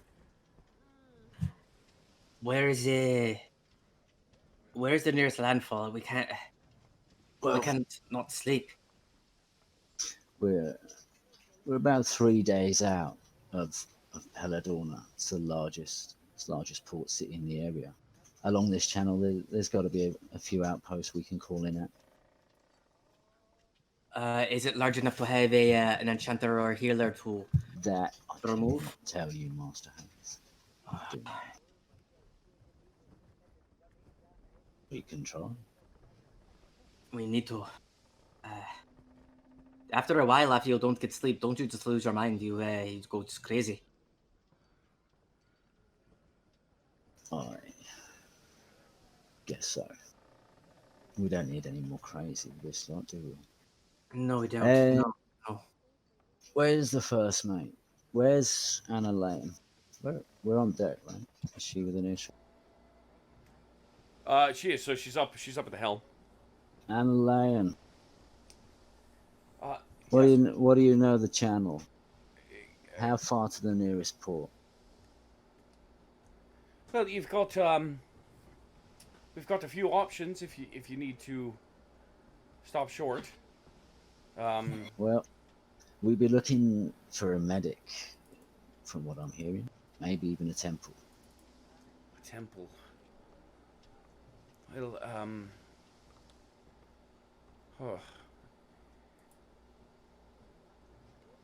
there, much of this area there are many temples. It's of course to Lathander. How serious is the problem? Well, I don't know. They seem to think it's pretty serious. They can't sleep. They're keeping us awake. Well, there's a small fishing village I know that's fairly close. It will at least get us to land, and from there, you could potentially take the road to Sisia or Bedo. We could backtrack a little bit to Uppsala, maybe another day. We'd lose a day on our trip to Peladorna, but it's we're at your disposal. If the wind be favourable, by all means set a course. Peladorna can wait. Hi, okay. Sure thing. She starts barking orders, and you watch as the ship does a sort of wide turn, and she completely reverses its heading. As the ship finishes lurching, Gremnik emerges from the hold, unsteadily crossing the deck towards the rest of the group. He's got his flail in one hand and his eyes are wide. What the? They coming?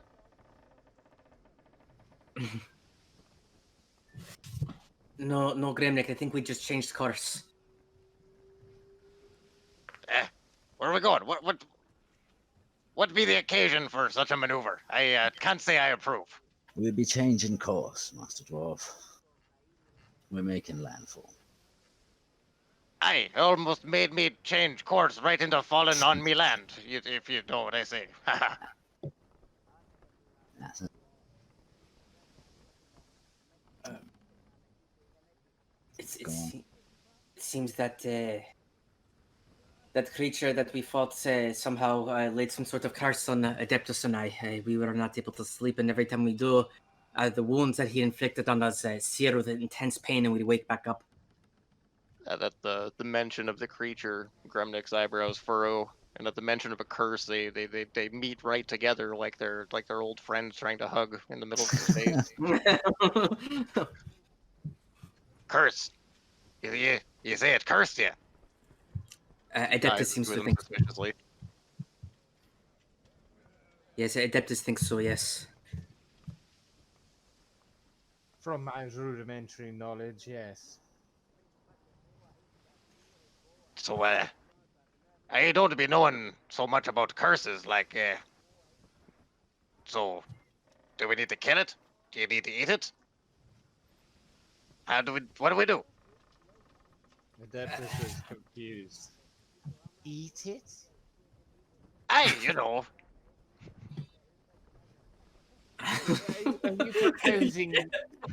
Are you proposing to chew the corruption out of my soul, Master Dwarf?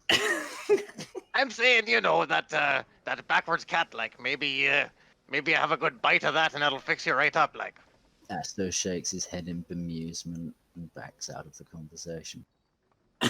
You're now advocating I bite backwards, Catman? I ain't hearing better ideas. We're going to Kremnik. Hayes is he's a little overly tired, so he's giggling at this. Kremnik, we're going to see if we can find a temple to heal it.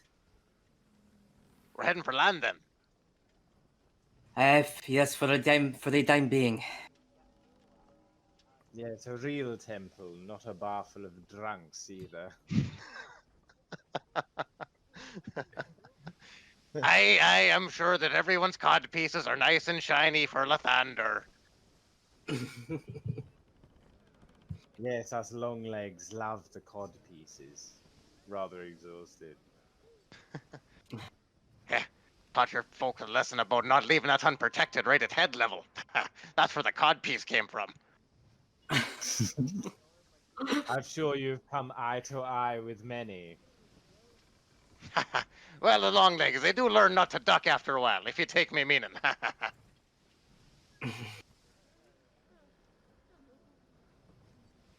Adeptus is confused and tired. Yeah, Hayes is just staring at Gremnik at this point with like a blank, like I'm too exhausted to even comprehend what he's saying. Okay, and Hayes walks away. So a difficult day for the two of you is the majority of it is spent nearly falling asleep because your body still continues to try, and then the before the nightmares and the pain takes you. Is there anything else anybody else wants to do today?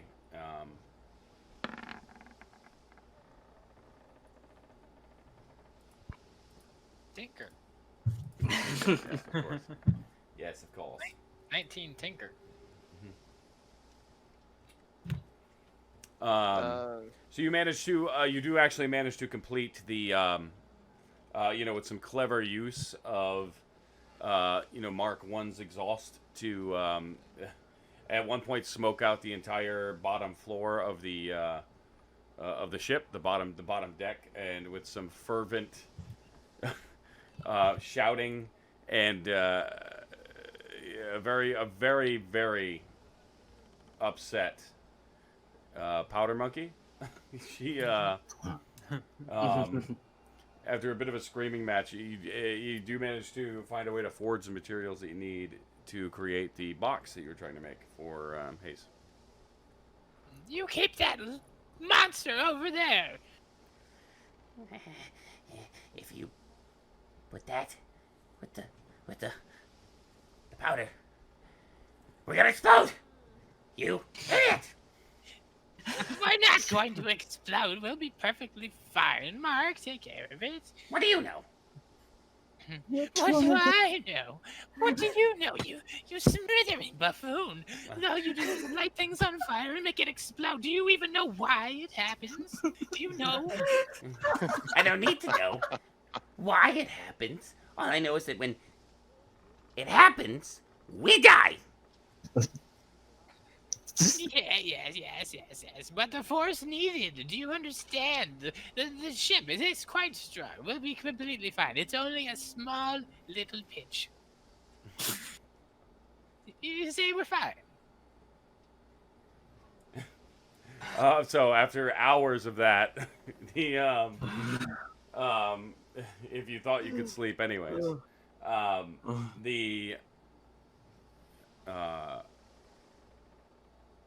the night comes. That and, was and gold. she. Yeah, sorry.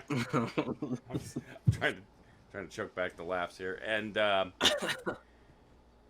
Aelin tells you that you've got at some point by sunrise you should reach the port. So you have one more night to spend at sea. I will sleep tonight. Gremnick's gonna have a good long smoke and try and commune with Handseath, try and learn more about the backwards cat and then the curse and see if there's any insight offered. You know what? I don't like backwards cats. No. Curses and like. Puffs on his pipe. Are you actually trying to? Yeah, like okay, trying to get any kind sure. of any kind of insight. Roll a 100, a D100. D100. There's a D100. Oh yeah. It's 75. The after several hours of blowing the smoke, it's frustrating for you because of the wind and the rocking of the boat. The smoke quickly dissipates and flutters off in the distance, and it's hard to really tell or get any signs.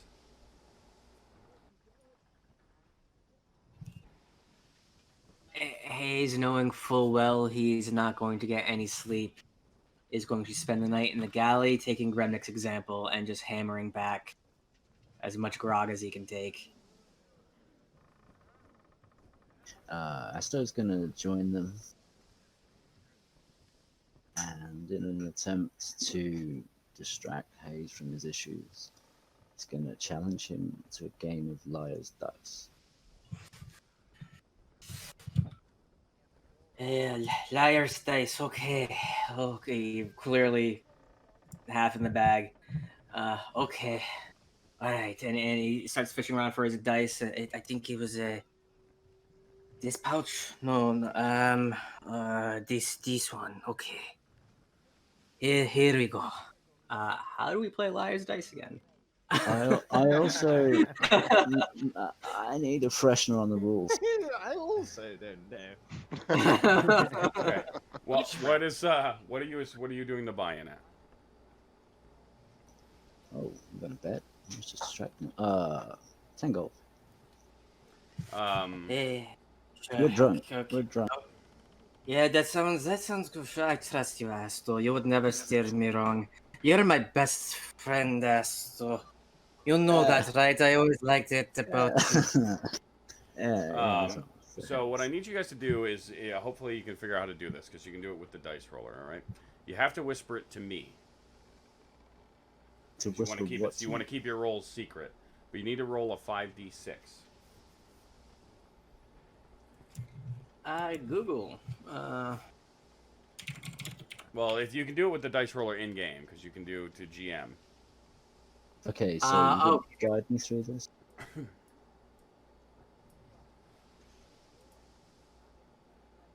Oh, I see it. GM. Okay.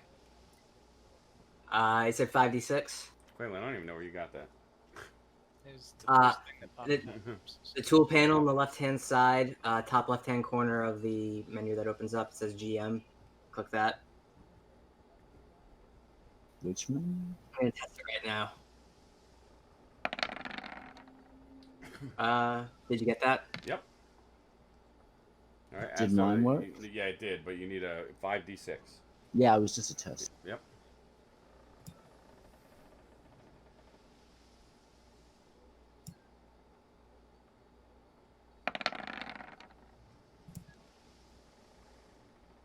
Okay.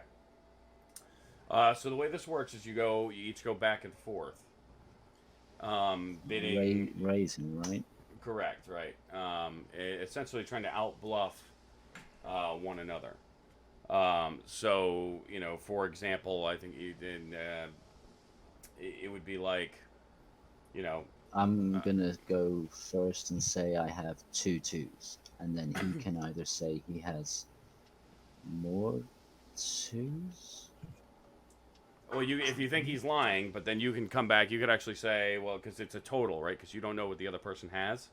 So No, you no. could say, if you say he has if you say you have 2 2s, he could say, if he also has 2 2s, He or could say he has he could 2 say,2s, I and think then I there's, have to call his bluff or raise. right, or he could say, I think there's 4 2s. It's like how many are actually showing all together.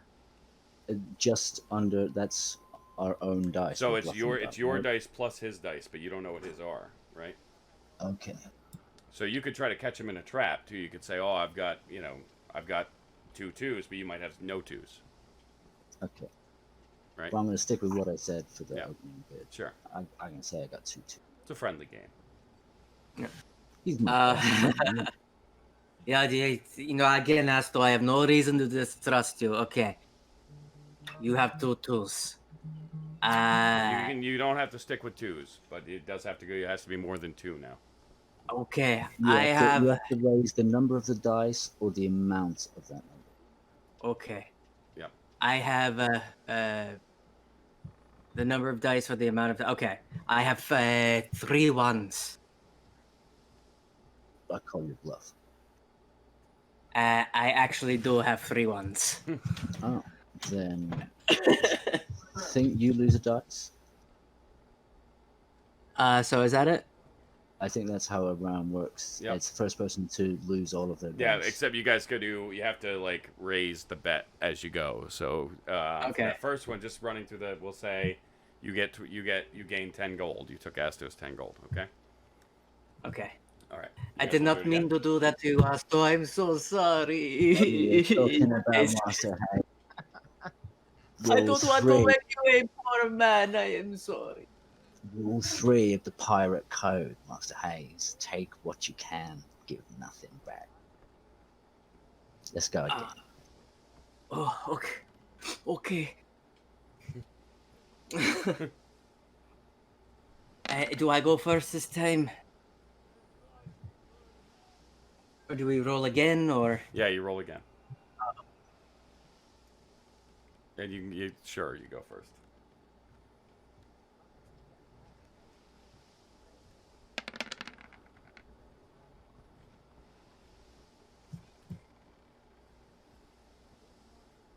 Okay, I have 1 5. I have 2 5s. No, you do not. I do. Crap. Okay. So again, remember you got to put money in every time you raise. Yep. So You got Astro's been hitting the run pretty heavy off camera. Got to prompt me on that betting stuff. Yep, no worries. And again, just so you guys know, it's the total value of all of them, right? So Ryan, like when he said there are 2 5s, that could have just meant he had 1 5 and you had a 5. You understand? Oh, okay. Yeah. Okay. But Gotcha. you Now still I get it. lose because he did have 2 5s. Okay. All right, so now we're even. Let's try one more time. I'm gonna give you guys one Okay. more good round of this before we switch right. it off.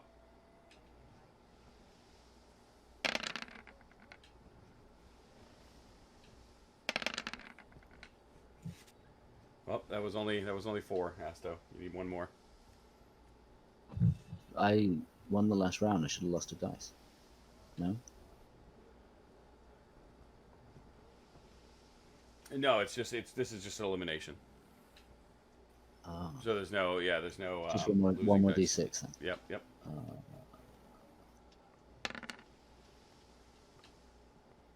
So essentially, it's like a complex bluffing game. Got it. I used to play it quite a bit. I just totally hazed out on the rules. We'll perfect it for next time. Yeah, sure. I'm sure there's a tavern where we're going. Okay, the rolls are made. You guys both, look at your cups, both very, very hazy and very drunk at this point. Asto, the first bid is you. 2 2s, All right, how much gold do you put in? 20 gold. So he raises it. He raises you 20 on 2 2s. Yeah, sure. That sounds reasonable. Okay. 3 2s. How much gold are you pushing in? Calling Oh, 20 20. or? 20. Yes, Okay, we're doing 20. Okay, you called the 20. Okay.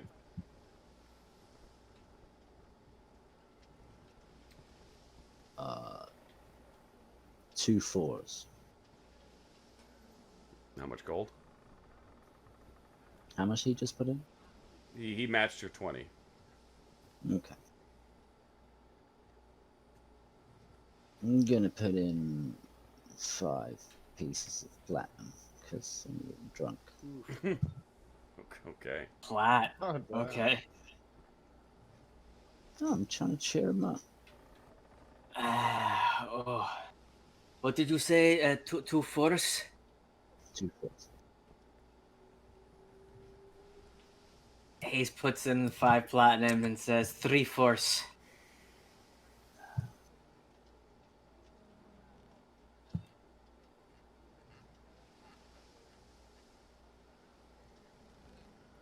And the long stare down across the table. Instead just Long resting stare his down. one eye on Hayes, Yeah. looking for a sign. He doesn't see anything in his eyes. He's too drunk. They're rolling. What'd he say? 3 4s. Yep. I'm gonna put one more piece of platinum in and say 4 2. 4 2s? 4 2.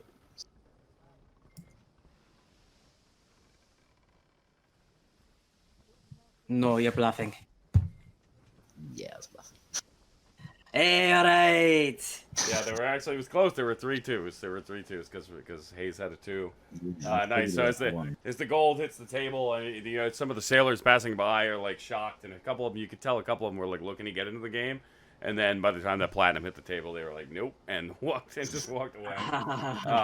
But most of them cheer for you because it's more money than they've seen in a long time. As you rake in, God, what was that? 40 gold and like 40 gold, 5 platinum, 6 platinum. Do you transfer that, or do I just delete it from my stuff? Yeah, you just delete it and he takes it. Okay. Anybody else doing anything else for the evening? Okay, Master Hayes. Good. Playing with you. Oh, oof. I don't know how Gremnik does this all the time.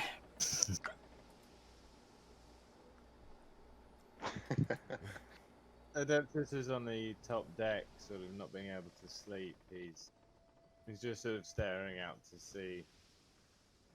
His hands on the side of the ship.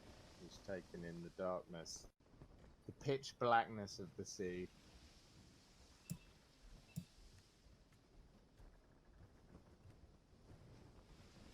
From behind you, you hear Hayes rushing up the stairs to the top deck, and like he's just drunkenly stumbling in your direction, hits the side of the rail, and just does like the worst sounding like cat vomit off the side of the boat. Oh my! Don't you want to get it on deck so you can feed on it later? Adeptus giggles. Don't you confuse me for those fucking mongrels. Adeptus puts his hand on the back of Hayes's sort of, the scruff of the back of his neck so he doesn't fall off. And sort of steadies him while he throws up. Oh. Purge This- that repugnant substance from your body, Master Cat. This goes on for like 15 minutes. Oh, yikes. So we've Well, if all one is been going there. to be cursed, then I suppose I should find a worse bedfellow to be cursed than you, Master Cat. And sort of lightly taps him on the head as he throws up.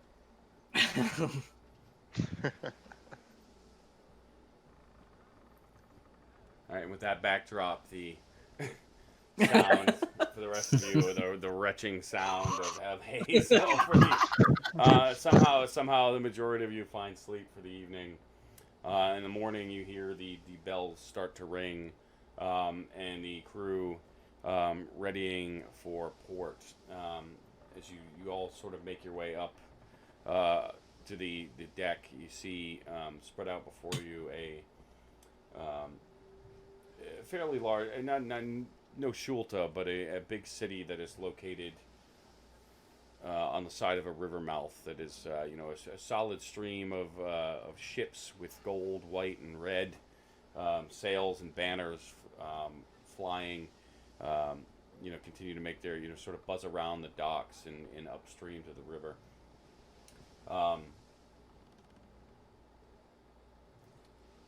Question: are we Sure. on the east or the west side of the channel? East side. East side. Thank you. East side. As you guys find your way in the city of the port city of Uppsala, a minor port, smaller port in the northern part of the Kasartian Empire. And with that, we'll take one last break for the evening. We'll take another quick 10 minutes. Thank you guys for hanging out. So we did get up to, were we up to 15 at one point there, Ryan? Not past that. Close to it. Yep. I think we hit 60. Did we? No. 15 at one point, I swear I saw. Was it 50? Was 15 a marker for something? No. 10 is a marker, then 25 is the next one. So we fell a little short of the second tier. Okay. You perfect, failed but- us all. You're a terrible audience. No, we love Don't you. listen to the Bunch- priest. Bunch of Cursed savages. You are terrible. So go ahead. Burn in life and is light. Go ahead and type hunted in the chat while we take our break. Just one time, please. Just the word hunted. And we will announce the giveaway at the end of the night. Or actually, when we get back from break, we'll announce the winner. And stick around. We've got a little more left tonight, and we'll go from there. Woo!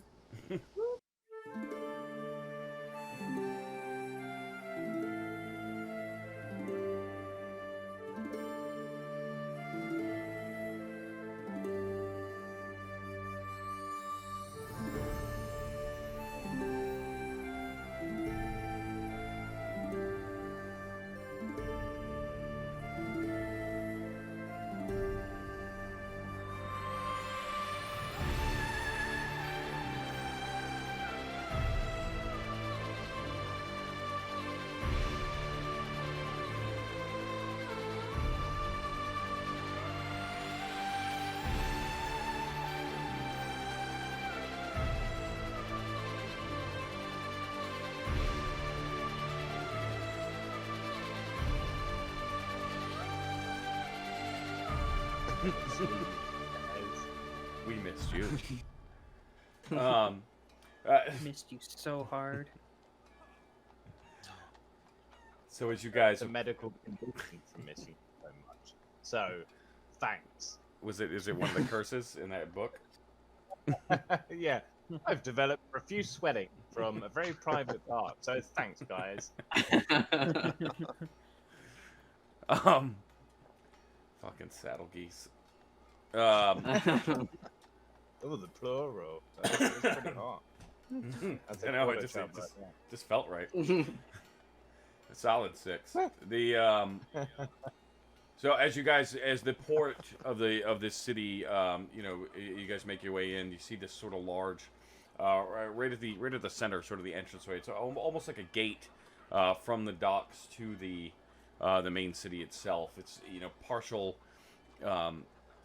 gate, partial cathedral with this giant symbol of the shining sun of Lathander emblazoned on the front of it. The structure itself stands several hundred feet high. It's still being, partially constructed and restored. It is sort of a monument to the empire that is built itself around the worship of the Lord of the Morning. Fairly intimidating as you first take up, but architecturally it seems a marvel. I mean, you've seen big structures and temples, but it's sort of awe-inspiring, particularly as you've spent quite a few weeks at sea now, or quite a few days at sea. As the ship docks itself, Aelin turns to you and so we'll have to be making some repairs, which could be a bit costly. How costly?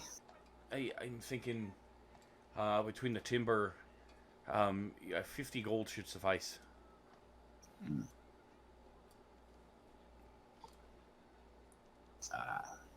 Asto's gonna check over some gold, try and get some change with that.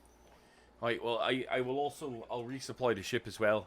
But I'm thinking with the repairs, we're going to need at least 2 days in port to fix all the damage. 2 days will have to suffice. Aye. All right. So as the ship is pulling in, Asto's scanning the city. Signs of God knows what. I'm assuming we're pulling in port side. Guns are facing the town. Cannons. Yeah, I mean, yes. if that's where you're trying to dock, sure. Where I would like to dock the ship, the port side, broadside, lined up towards that big old monument in the town. And I'd like to speak to... Where's Helix? Where is that little bastard? Helix?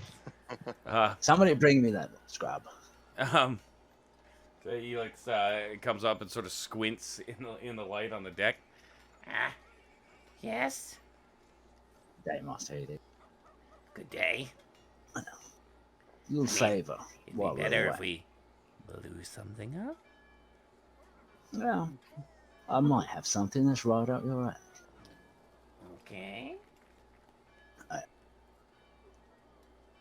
How well versed are you lowering these cannons? I would say, better than anyone on the ship. What do you mean? Well, as a precautionary matter, I'd like to line the guns up. Is that a window on the cathedral? Correct. There's multiple windows. I would like to line the broadside up for just in cases with that window. I see. Trajectory. I think we can hit that. Okay, very good, Marcy. Precaution. Wink. Wink. She's like saying it as she's doing it. Asto's grinning. He's enjoying what he's saying. You see this little helix? Asto's take off his hat, sort of swish it around, with a trail of white and gold feathers hanging out the back. Should you see this waving from the town, you have my permission to light every one of these fuses and reload as many times as you like, little kid. So if I see a man wave a hat, blow up the cathedral. No. If you see the hat waving. If I see a hat waving. My hat. This hat. And he waves it again, dangling the feathers around Helix's head. This hat, Helix. Not any hat, This one, look at it. Red. No, I'm just saying I might get confused because maybe there's other That- hats that are like that. Okay. Several. I'll do I'll my be sure best. to make sure they're not white. Very good, Master. Yes. And he's gonna take a gold feather out of his hat and stick it in Helix's hairline. Oh, shiny. I'm beautiful. Tribute, little Helix.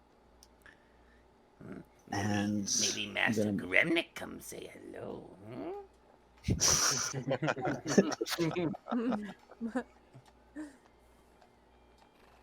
Oh, look! Red hat! Gotta go!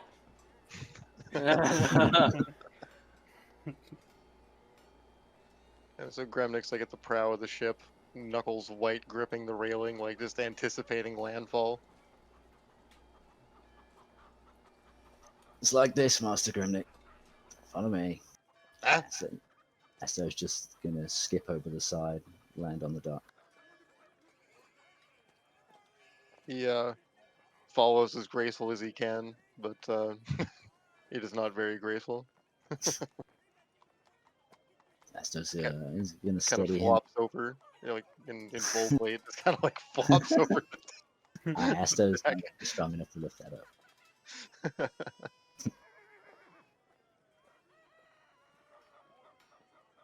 Hayes makes his way off very slowly, and just you can see just his body looks weighted. He doesn't have a normal bounce to his step. That his tail is just dragging behind him. This is a tired kitty. Yeah, you guys each have 2 points now, so its speed is halved, ability checks disadvantage, just so you know. Yeah. As Val gets off, she's gonna look at Aelin and Annalane. Annalane. Yeah, I think I keep messing it up too. Annalayan, yes. Annalane, and she's gonna reach into her coin purse and pull out 50 gold and hand it to her. This is for the crew. You need to treat the crew in the next couple days here while we're here. Well, I appreciate that. We've got quite a bit of work to do. And you don't want to treat them too well. Or they don't, 2 days turns into 2 weeks. Well, I'm leaving you in charge with that one. I'll do my best. You know how well to treat them. Give them a little enthusiasm spanking, you know? Oh, dear God, Harrington. Could you go... She's gonna light the fucking cannons. Could you go fucking stop her?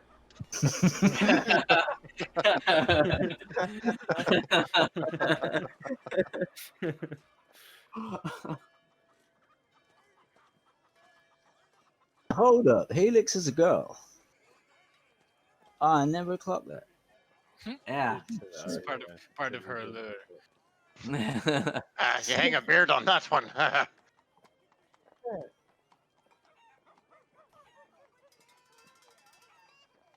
So, Val, you always seem to know the layout of.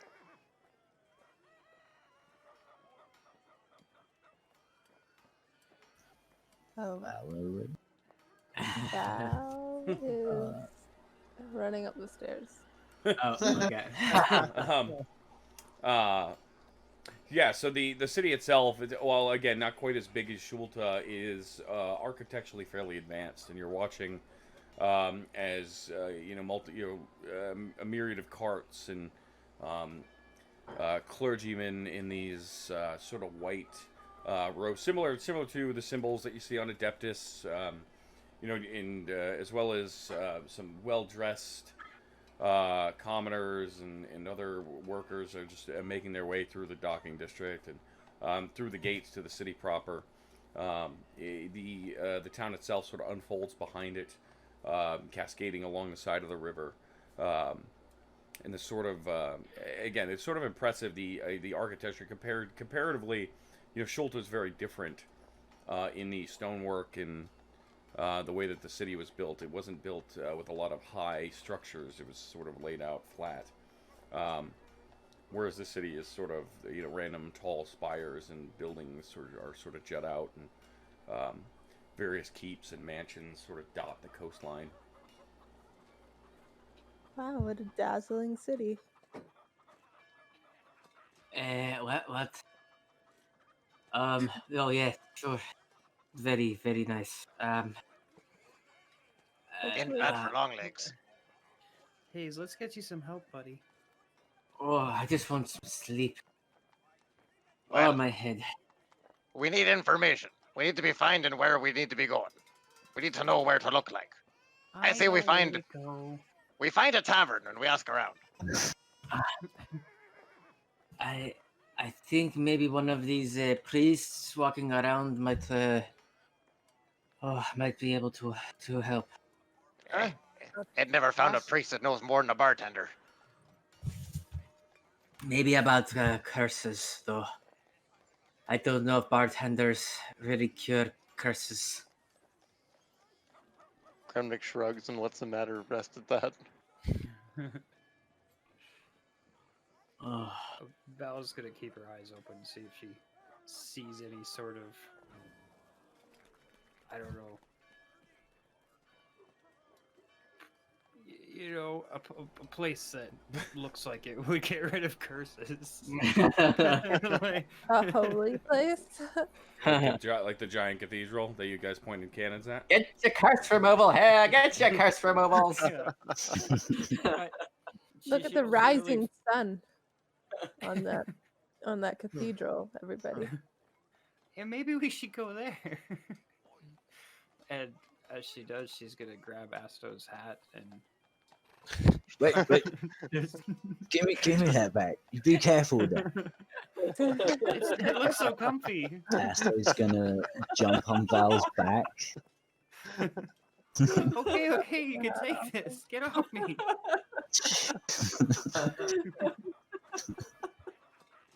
So he puts his hat back. Adeptus has been stood with his eyes closed the whole time. Oh, you infident children, stop your ring. Let's go towards that place. He's quite tired. Place. That He place. just flings his finger in the direction of the cathedral. Oh, you're all so loud in my head. Blood. Damn it, please. I could try and shut up that baby for you.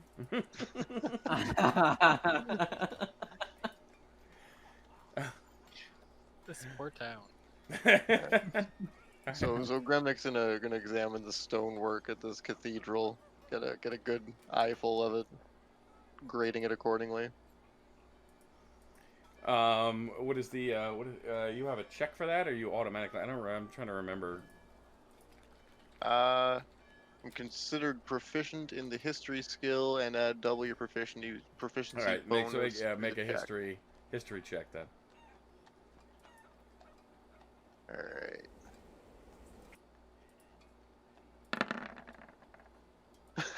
You smart dog. You smart. So that's What is rock? so add double Tell me proficiency you. bonus. So that's a 7. So it's tough because you've never. It's almost an affront to you, right? Because you haven't seen stone cut this particular way, and you're not familiar with this sort of.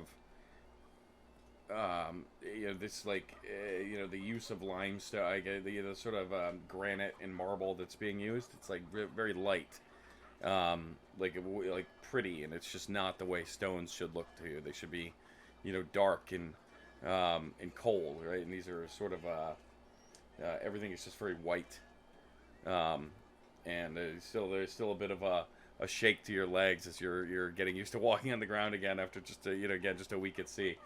So you still feel that rocking of the boat, and as you're like studying the stonework, you get that just a little bit of a queasy feeling to you before you, but it seems like it's well made, just not to your taste.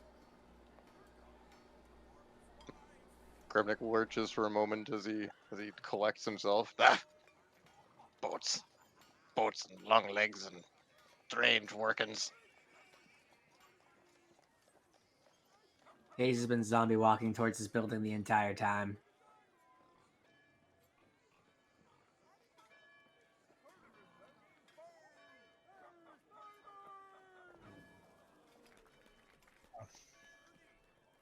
So as you guys make your way to the through the city and through the crowd, towards the main gateway, you see there's two large doors on either side on the interior, both which are guarded by these very well armored figures with large halberd-like pikes, shining steel armor with these sort of white and red plumage at the top. The gates are open, and inside both are these two separate places of worship. It's almost like two churches built on top of each other to worship the same god.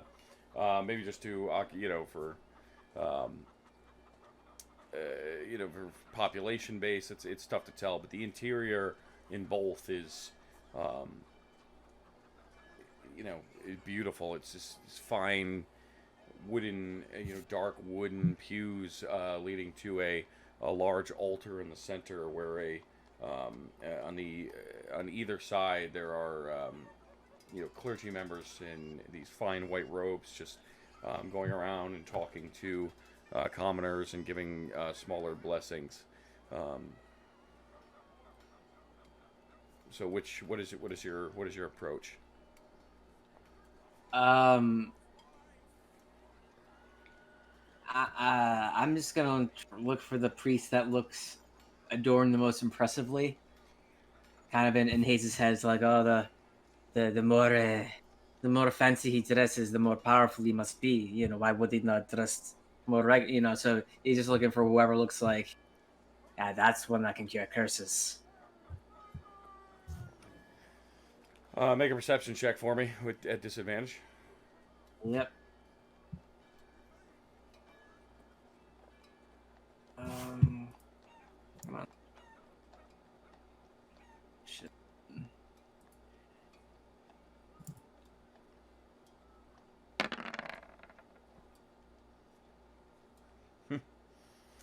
That's still under GM. Double 12s. I got 16s because I got plus 4 to perception. So you walk up to, you see a priest that looks like, again, it's not that they're more adorned. They're all dressed fairly humbly. The actual priest, the robes themselves are very white, and the sort of gold inlay and the suns are, again, to your eyes at this point, are even just being fabric are almost a bit too bright. So you find the one that seems to have, one of those, the tabard seems to be a little more embellished than some of the others. Are you guys all just following as Hayes is just like sort of zombie walking to the first priest he sees? Yes. Grebnick's keeping an eye on the flock. He hasn't noticed me, but I'm pretending to support his weight from like his calf or like thigh. Yeah, you're just completely oblivious to your presence at this point. But I feel like I'm helping. Yeah. I was gonna look over to Adeptus real quick and just be like, "Hey, you giant helmet mouse! What gods do they worship here?" What gods do they worship here? You heard me. Did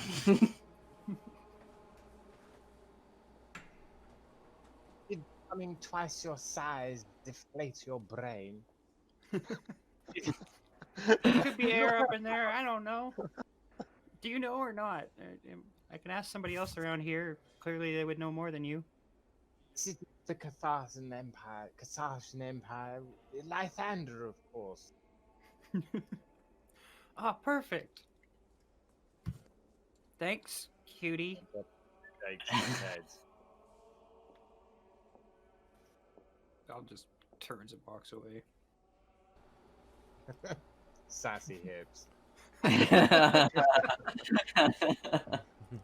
Gremnick's still trying to understand how you can have a proper church without like a forge and like casks of ale. Just doesn't understand these human churches at all. Looks kind of perplexed.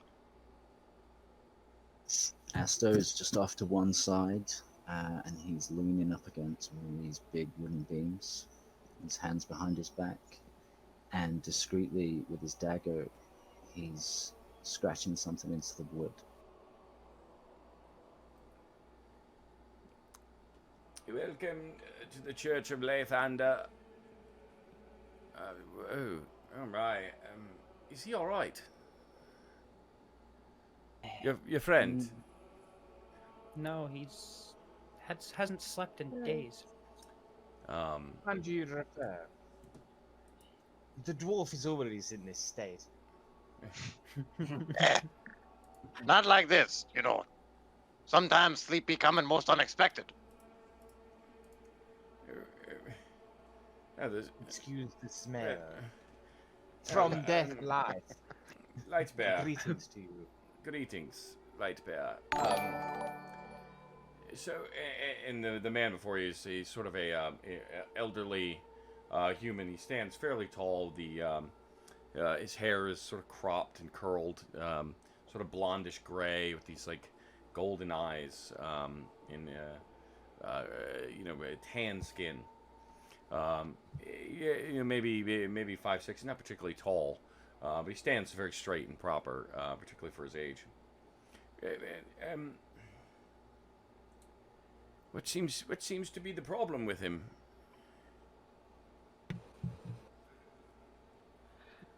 Do you wish to explain, Master Cat? If you have room to talk for you. Well, you're. I think. Gremlin According just to. interrupts them both and starts talking about the giant lizard and the backwards cat and trying to explain about the ooze and just like, rambling off the story in disjointed portions.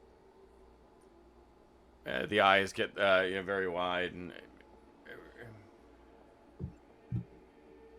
it's a little early for all of you to have been drinking. Yes, Lightbear, I'm. What seems to be the issue here? I don't understand. Grubby's like pantomiming the backwards hands with his wrists up in the air, trying to explain the backwards cat still. Illusions, you are quite right, normally from intoxication. But on this subject, he is correct. I was traveling with my companions, and we were assaulted by what my knowledge believes was an entity from the Nine Hells. I here was slashed, as well as my comrade, the befallen cat. And I fear, to the best of my knowledge, that we are afflicted eternally. A curse, one might say. You must forgive me my knowledge on the matter. I'm no expert, since this is why we have come to the place of Lathander. He immediately just he goes and grabs at you and show me the wound.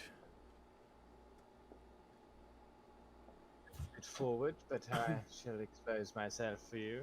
With that, pulls up his... Now is not the time for modesty, particularly when you're dealing with these types of creatures. If you could, sir. Perhaps if we could have an area of privacy. I don't know how the public would react. Yes. Okay. Of course. Yes, you boy. Yes, come. Prepare a chamber for these individuals. 2 beds. Get us some water, some cloth, and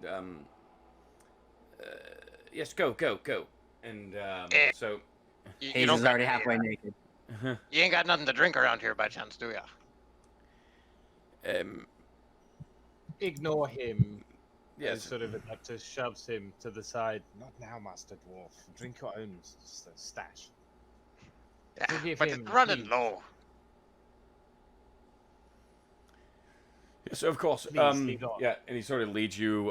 He leads you into a small chamber where you see they're dragging these 2 cots out, and they sit them station them in this sort of empty room. The room itself is fairly large, with multiple like implements and as well as small small rack of like a bookshelf on one side, vials and liquids of different sorts. It looks like a some sort of medical bay type of triage center, though unused. Gremnick immediately starts examining the vials and sorted liquids. Just remove. I sort of remove my armor, the top half, and pull up my cloth, my clothes to reveal the wound. Yes.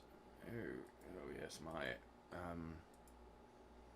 You said a devil did this to you. Something from the Nine Hells. Was it the lizard cat, the backwards lizard cat thing? Yes, backwards cat. Yes. Yes. Name unfamiliar. Is this maybe a bastard? I must profess I am not an expert. I have not reached the achievements one has to profess to say I know these things, but I studied in the Citadel before I left, and my rudimentary knowledge, I would believe so. Asto's finished his little engraving. He's just going to shuffle over it to the group as if he was there listening the whole time. Well, if you don't mind, let me take a closer look. And he takes several moments, sort of examining your wounds and Hayes's wounds, kind of muttering himself and shaking his head a few times. He has one of the lesser adorned clergy members, bring several books, and he starts running through.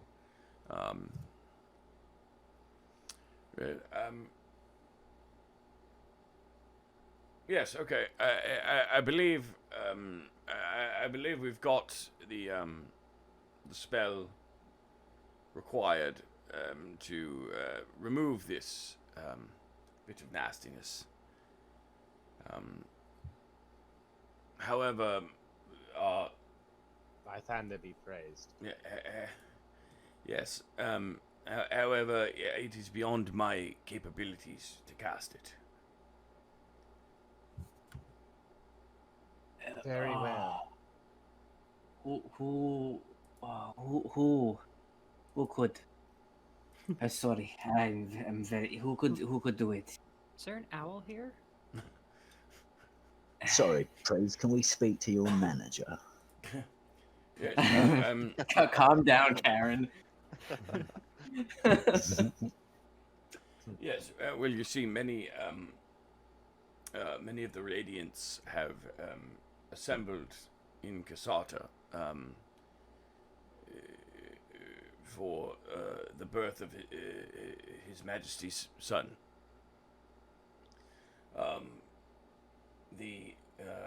I'm afraid that all that is left are light bearers and luminants about, and we do not have the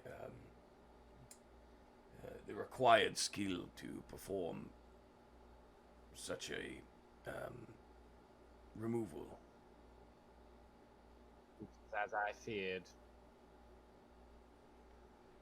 Yes, but 2 days prior, and it is a shame. But it does not seem to be particularly deadly. The symptoms are nightmares, you say? Visions and an inability to sleep, as you can see from the two of us. I'm not sure how long we will last. I could, perhaps I have a tincture that I could put forth for you to stave off the nightmares for a short while, but it is a temporary solution at best. I will take anything at this point. Yes, well, I will need some time to prepare it. You're welcome to stay here Of course, as a fellow member of our church, I do not think we have accommodations for all of you, but the wounded, of course, may stay.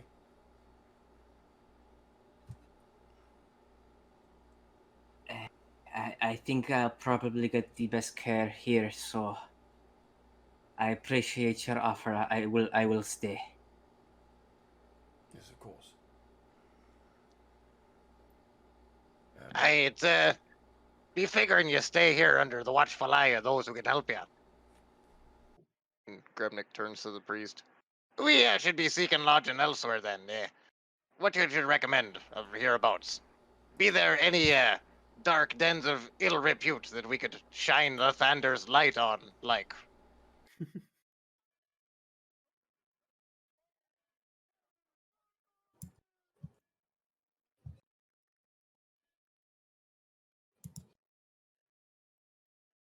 DM. None that I am aware of, Master Dwarf. Excuse me. Oh, that'd be a relief. Yes, of course. I would not.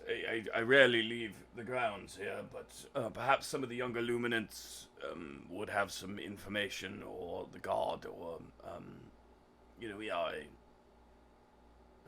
fairly well-managed city. We don't abide much debauchery.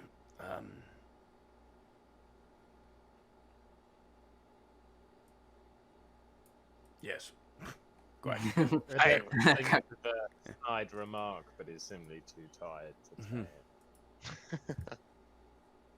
Grimnick turns to Adeptus and Hayes. You'll be fine here under their ministrations, like. Don't mind if we go seeking our own lodgings. I encourage it, Grimnick. I am not going anywhere. I'm staying my cat ass here. We should not stay alone. I shall stay. The pair of us shall make good bedfellows. Hey, it sounds like you got it figured out. And it's like as soon as they're done saying it, Grimnick's trying to leave and get out of the building. Yes, it should be just a few hours until I can prepare something so that they may rest. You, of course, are welcome to come back when you see fit. But good luck in your mission. Hey, and good luck to you as well, taking care of this affliction. Yes, of course. I only wish that were more that Lathander had blessed me with to do. And under the circumstance. Fear not, my friend. You have helped us immensely already. There is always another dawn. And with that, Adeptus bows in thanks. Yes, yeah, quite. Now, lie down, get rest. I will, promise I shall take care of your compatriots.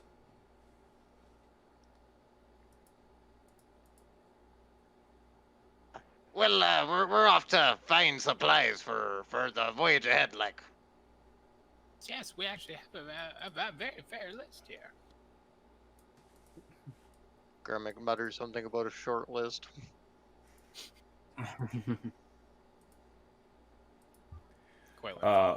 Okay, as you guys make your way out of the cathedral and back into the sort of busier streets, the city on the other side again sort of cascades out along the coastline. The sort of large hills and everything. The city is just sort of like built around it. It sort of ebbs and flows with the hilly coastline.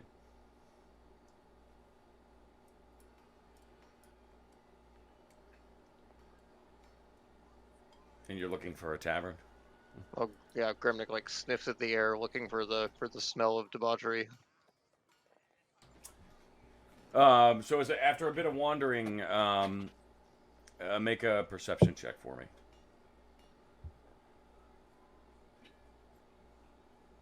This will be good. Oh. 20. Pretty good.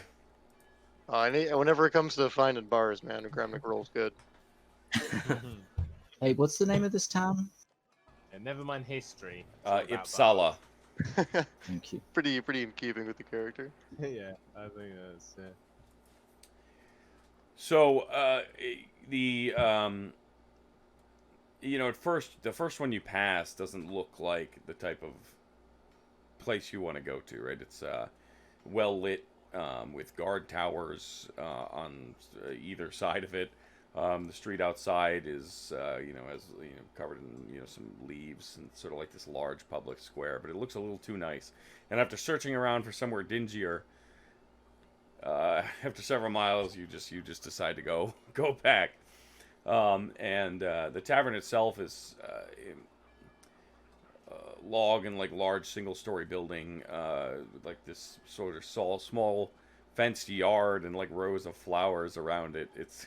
It is not the type of tavern again you would typically try to find yourself in. And as you make your way in, this sort of cheery-eyed woman looks over at you and says, "Hi, well, no, hold on, let me get it. Welcome." Give him a squeeze. You're good. Yep. It's trying to do that and the English accent at the same time. Welcome. Well, welcome to the humble steed. I don't know what I'm doing now. I'm just go with it. That's a good idea. You Wing it, seem brother, like you quite got a this. cheery one. Oh, thank you. You've got, and she's this sort of like she's kind of a bigger woman as far as just like thick, like strong muscles. Her hair is pulled back into two big braids. She says, "My name is Alice, and I'll be taking care of you this evening. What can I get for you?" I'd like a heap and stack on a plate or something to fill me belly that don't taste like it was cooked on a boat. And to wash it down, I'll have the darkest brew you got that tastes like it was brewed by those who ain't never seen a boat. And I'll take a trip to Wonderland. If That- you know what I'm saying, Alice. I don't know. I don't know Wonderland. I can do the food, and the beverage. I don't know what a Wonderland is. I I have don't boar want- soup. It's okay. If you don't know, you wouldn't be interested. The boiled eggs are quite popular.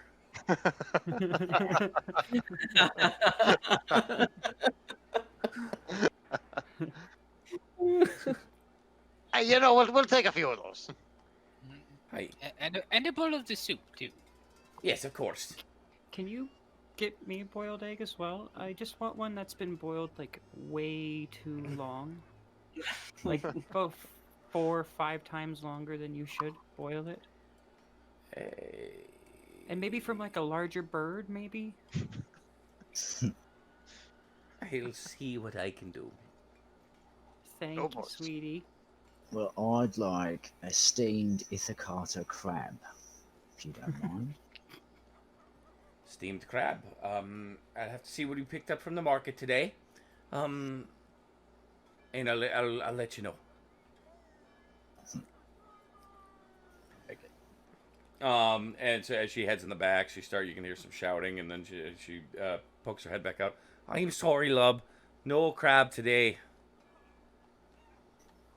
Any other crustaceans? Not of the crustacean variety, unfortunately. Nothing on the shell. We've got some cod caught fresh this morning. What else you got? The boar soup. And some boiled eggs. I've got some oat bread, a bit of chocolate pie, ham. Man, crap. Nothing grabbing your gut, eh? I'll take the If you- boar. if The you- boar soup sounds great. Spam take eggs, the sausage, ham- and spam. Oh, don't get me started. It's one of my favorite bits. Don't even go there. Asto, yeah. you know, if you take some ham and you stick it inside of hard-boiled egg shells, it's almost like crab. Mm. So, yeah, I'll take, what was it? A side of eggs and ham. Yeah, Bit crab. of bit of sharp cheese, maybe. No cheese. Oh, I don't know how you can have eggs without cheese. That's just sneeze his face. That was a dig. That was a dig at Kurt. I felt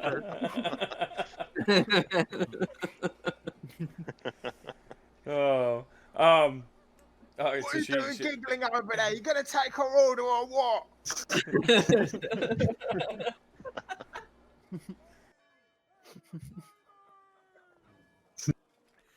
This is a nice Excuse place. me, my soup is cold. There's other people that are hungry, you know. For soup, it's meant to be served cold. I got no bloody crap. Thomas, Theobald, and Sybil, you quiet your goddamn mouths. I've got actual customers. There's an eyeball in me coffee. Oh, what is I'm here every day. Nothing ever changes. You think just because they're new here, they get special service? Oh, where did all these... All right. Hadwisa, Rohisia, you keep your mouth shut as well. Bloody hell. Don't mind them. They're my regulars, but they're a real pain in the ass, you know. I've got a nasty case of thrush. Hurry up. Hey, they seem like fine folk. Oh, my husband's family. They're not. You need a good dash of that in the mix too, though.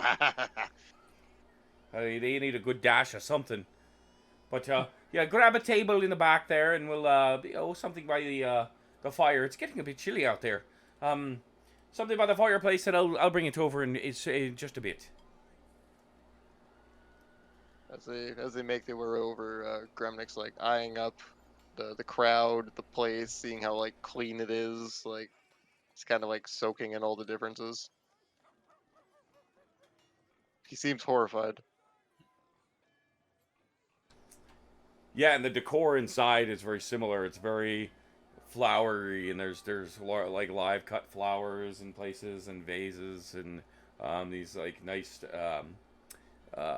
knitted tablecloths, and it's all very, very highbrow, very very clean compared to what you're used to, and a little almost as if they're going for some kind of country feel in the city, but not at all what your typical beer-soaked establishment would look like. The other patrons themselves are all also human, with in again in varying degrees they're talking to each other, and you see 2 males and 3 more females. They're sort of going about their business. A couple are having a sort of lively debate over over a bit of food. This sort of larger human is sort of reading a book, and then one of the females is a little elderly, and she's just sort of knitting away in a rocking chair. Gremnick looks around. He's kind of acting like a dog who just got a bath and is looking for something dirty to roll in. You know, he's just kind of like not sure of anything and looking for a comfortable spot, but he can't find one. Kalita's gonna look around for another rocking chair because she's kind of gotten used to the boat and wants to rest. I was trying to... Sorry? Yep, no, go ahead. No, you first. I was gonna say make a perception check.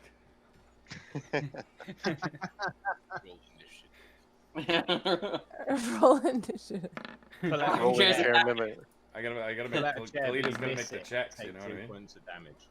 Oh wow, a 9. Yeah, so must that be it weird. appears that is the only rocking chair in here, and it looks like it was brought in Okay. specifically for her. I'm gonna kick her out of the rocking chair. Dude, can you do it as a rhino? Dude, No. Just hold count in rhino form and just. You sit on her lap first. Can't be her Can chair. I, And then turn. can I Crush it. persuade her out of the chair? You can try. Okay. What are you saying? I'm just saying, like, isn't it about time you went to the bathroom? So, Enemy bathroom check. When's the last time you went to the bathroom? make, Maybe. Persuasion? That's quite a rude question to ask, young lady. But I promise you, if I could go as easily as that, I wouldn't need this chair. Okay, keep the chair. Keep the chair. While this is going on, Asto's chosen a seat with his back to the wall. He's leaning forward against a table, his hands underneath. And he's again scratching something into the wood with his staff. Gremnick's like running his fingers along the top of the table and rubbing his finger and thumb together afterwards, trying to see like what kind of grit and dirt there is. And there's like none. He's just like not sure what to make of any of this. They're all like the priests here, aren't they? Not really. Do you think? Maybe this be like that last town, you know, with the thing with the heads, like. I don't know. The people here were kind of rude. Seemed pretty normal to me. Aye, but so clean, like. Don't you? That ain't right. Yeah, some people like it clean. Belle's I gonna know. get up from the table and walk away toward the guy reading the book. The Who Man. Okay. Chris, I think that was you. Oi, you're pretty, miss. Oh, hey, cutie. It's a picture book.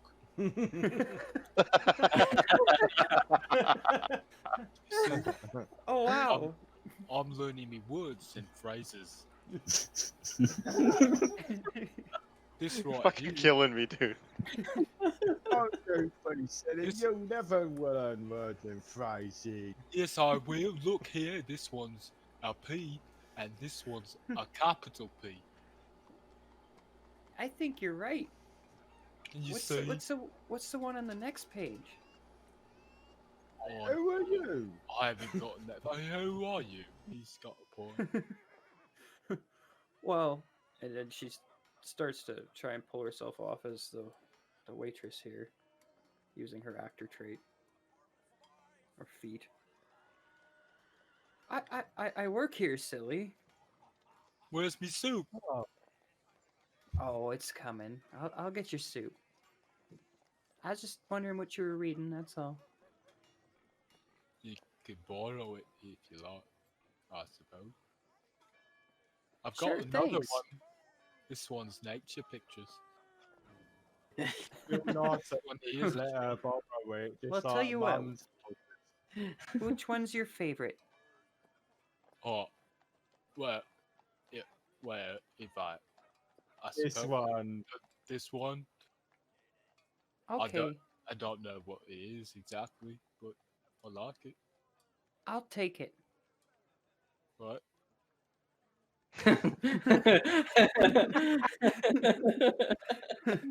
She holds out her hand, like implying that he hand over the book. He hands it over. And, Thank you. with All right. Alice comes back out, and she's carrying multiple bowls and tankards and bringing everything over the plate over the. Oh, look, over it's the- me bringing you soup. Well, yeah. To the Got you. Oh, don't be getting him his soup. He doesn't get the soup till his work's done. Did you get that job done? Do I get the job? No. Listen, I I'm did. sorry for saying that. I'm being really mean right now. You don't have to do the job. Oh, I mean, he does have to do the job. He's got to do his chores, or he doesn't get his food. That's the rules. What is he, an animal? No, he's my nephew. I'm not. Nephew. I'm not sure what auntie to follow now. It's okay, nephew. It is. Let's go out for a walk. You don't have to do chores today. Well, I suppose. All right. Alright, let's go. What about me? And she tries to grab one of the soups while Alice's hands are full. Okay. You grab it fairly easy because Alice is just sort of like slack-jawed and stunned, holding like plates of eggs and soup. Thanks, sweetie. And she kind of like winks and turns around. Okay, Alright, bye, let's- auntie. I'm going for a walk with you.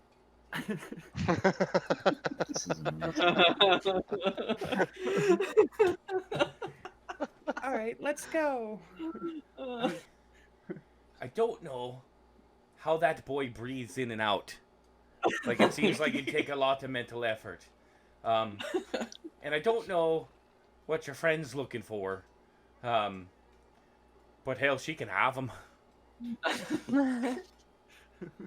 You know, I was gonna tell you the same about her.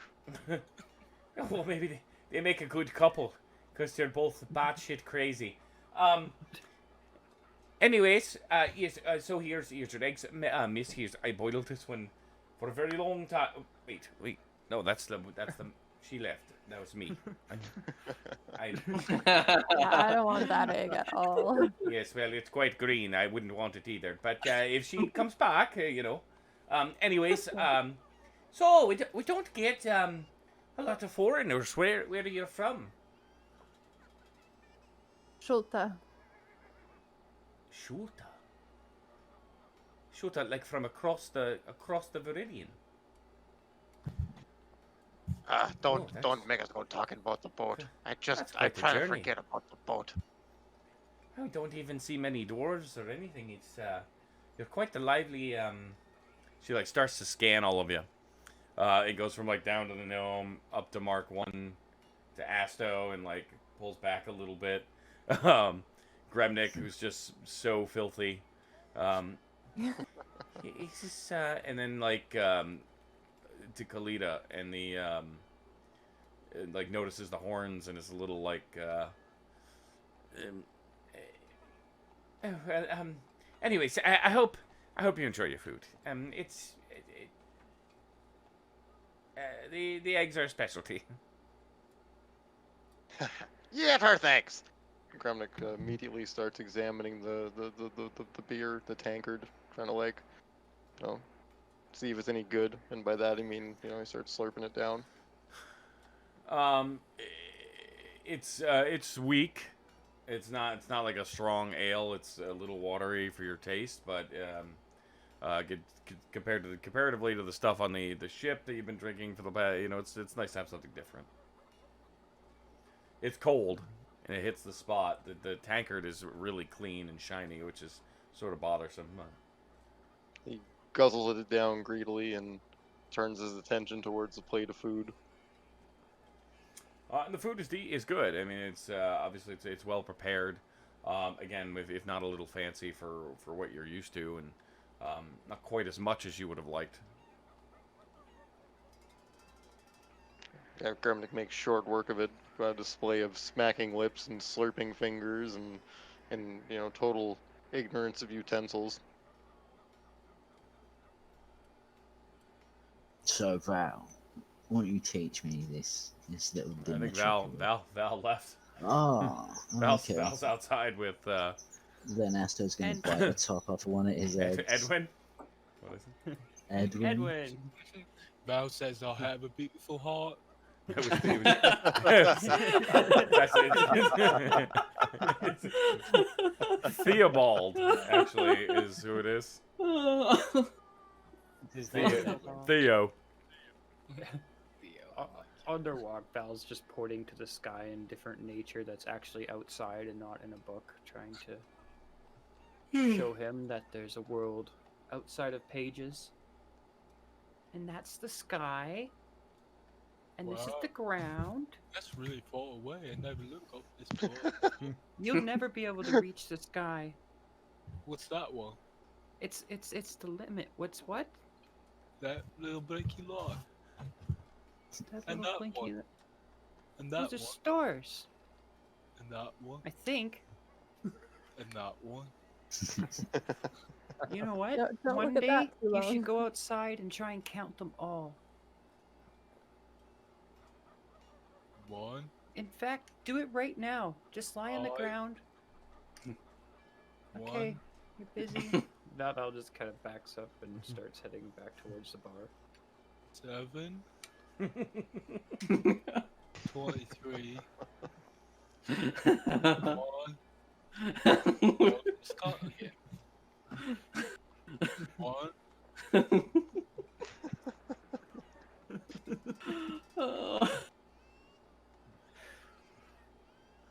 She turns around. You're doing great.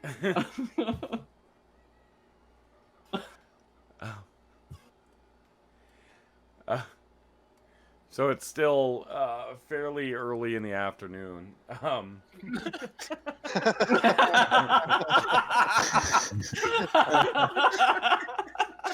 I've gone blind looking at the sun.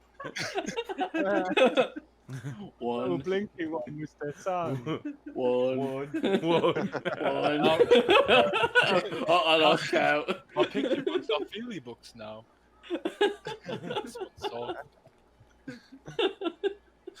As Oh, Val just man. like in his chest, like walks back, just like yeah. You know, I'm helping. well, you Oh, don't need me God. anymore. Oh, God. Oh, my sides. That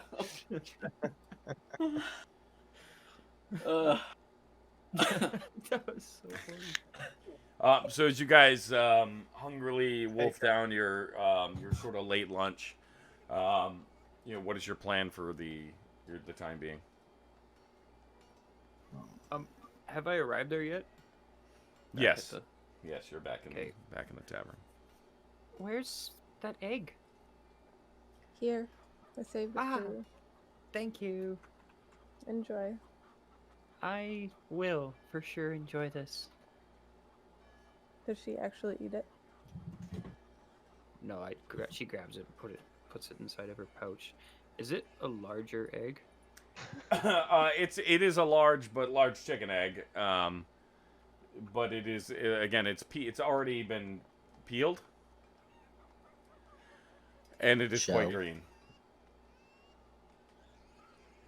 Okay, well she's gonna try and wrap it in some sort of cloth before she puts it in her pocket then.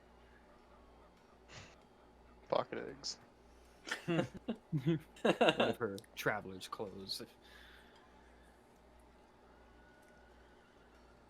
Within your egg loss, where you keep eggs.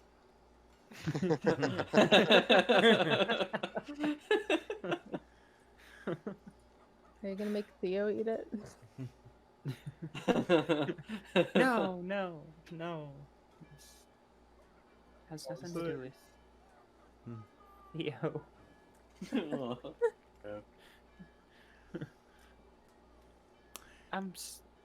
Is he back at the bar? No, he is still outside counting. Yeah, he's still outside counting. 23. Hello. 120. Oh jeez. You take Theobald. Yeah, Gremnick like flags down the barmaid in an effort to find something stronger than the watery ale. Yeah, you got to think with a little more, little more kick, a little more fire in the belly, you know. you looking for more of like a harder like a grain alcohol? Aye, a grain alcohol, a fruit alcohol, a mushroom alcohol. You know, I ain't picky as long as it's got the kick. Yes, of course. Let me. And she like she goes and like you can see her like dust off this bottle and um This is kind of a stronger wine that we have. and you know so and she like pops the cork and pours you a glass of that. It is fruity and a little like earthy like to the dust, but it is you can it tastes stronger, a lot more alcohol content. But it's not, desert fire. Gremnick guzzles it down greedily, taking no time to really appreciate the flavor or anything else about it. It goes about trying to make quick work of the bottle as well. This month in Taverns Weekly, we review the Humble Steed. I tell you, they don't got a great selection. But the people there are fantastic. And the soup is fantastic. Cold. It's clean and boring. Bums. Again, what is that? All right, so I give it 5 stars on Dragonwell. what is our plan for the evening? Suppose I will go over my notes. Are we supposed to go back to that place this evening, or are they spending the night with the priests? Well, This evening. yeah, I think for the evening they are probably not only does he have to administer the tincture to get them sleep, but they also need to sleep. So it's you think they're done for the evening. Well, Gremnick plans on administering a tincture of his own and trying to get a good sleep on solid land. I think that's about as far as he's thought.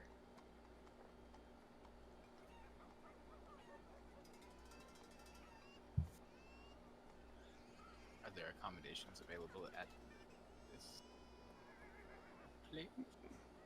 Well, you're all looking to stay here for the evening, eh? I see no reason to leave now. Well,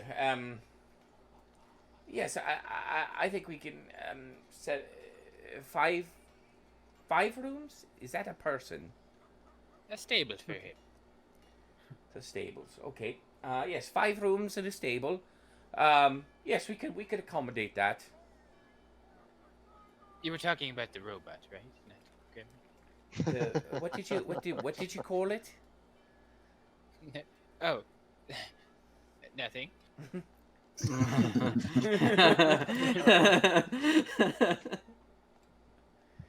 Yes, whatever that. Mark, say hi. Hi, this is Mark. You're all quite strange, aren't you? But foreigners. Anyways, yeah, of course, I can have rooms prepared. Now, where did that blasted nephew of mine go to? I have no idea. Theo, you've walk got out to the door clean with out the you. stables. We have a rowboat. We have a rowboat for the stables. Yes, a rowboat. I like that name you've been working on for him. Rowboat. Still has a bit of work, I think. Heard a worse name for a pipe. So as you guys are settling in early. Is there again anything you want to do before we call it a night this evening? And wait for our friends to heal. Do I still have to tinker on that other thing still? Completed and... Nope, you're all done. You're complete. It's you put everything in the box, right? Negative. I I sent it to you. Just the thing. Okay, I got you. All right. Yeah. No, it should be. Yeah, you should be good to go for next session on that. Yep. Yeah, that's perfect. Gremnik like settles in the stable with Mark One and is like trying to drink with him and like trying to like party with him pretty much like try to get him to warm up to Gremnik. Asto is sitting by the fireplace and he's taken a skull from his belt and he's just kind of staring at it aimlessly, watching the firelight flicker off the top of the skull. Almost like he's trying to warm it up.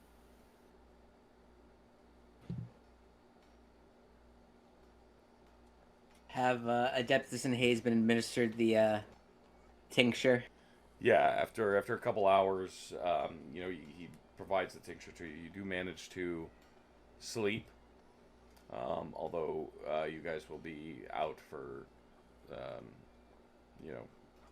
from that point on, until the next day. Okay. Again, you still feel the pain. You're still uncomfortable trying to find sleep. Whatever's in it still manages to allow you to get sleep without the nightmares creeping in, but it's not a great sleep. So what I'll do is I'm gonna we'll remove your points of exhaustion. Okay. But you're still not gonna gain any spell slots or heal. Okay. All right. All my rogue spell slots. Oh wait. All right. Keep trying me. Hayes is like ugly sleeping, by the way, like mouth open, tongue out, just whatever position he ended up falling in. That's where he stays. He dreams of backwards paws. Anybody else? Asto's not gonna sleep. He's gonna go into super sneak mode and just ghost around the docks, stalls and whatnot. Just see what's going on. Okay. I'll get to that in a minute. I just want to make sure we're all resolved before. Yeah, Val's good. Val, yeah, she's gonna just sit. Kalita. And guess. Kalita's sleeping. Kalita's sleeping. Val's sitting, and I guess what? She was just gonna like wait a couple hours before trying to get into her trance state. Gotcha. Gremnik is in the stables with Mark 1, trying to get Mark 1 to drink alcohol, and honestly, just having like this long chat with him in Dwarvish, I imagine, just like and laughing and just like it's like Mark 1's telling jokes. You bet he can't pick up a cow. Or has perished in the street, staring up at the sky in the middle of the road. Wood. Empty tree. Where did Theobald go? Here, Alice. What we told you about dead patrons on the street. I've had enough of this. Asto, You can expect a visit from the beaky rider. Asto, make a perception check for me. As you're sort of like you're around the docks, sort of creeping around.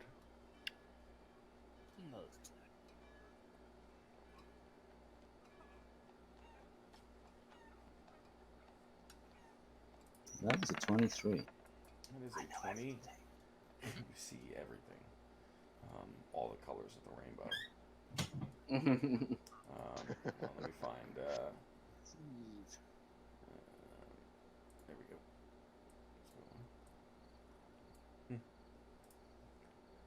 go. So is your nighttime. So as you're, sort of sneaking around the dock area, you hear a couple voices that just sort of pique your interest for a moment. As you duck down behind like an empty stall, you hear them talking fairly loudly to each other. Oi, yeah. No, I heard they're going to capture it now, but I heard they found a fucking demonkin in town. A fucking what? What do you mean?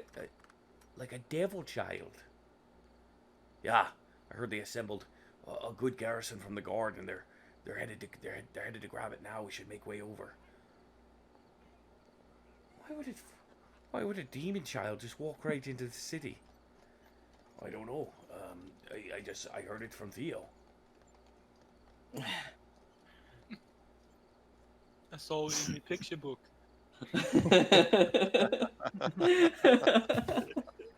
That fucking idiot. What would he know? I don't know. He said he said they're going to get her now. Oh, I gotta see this. Oh.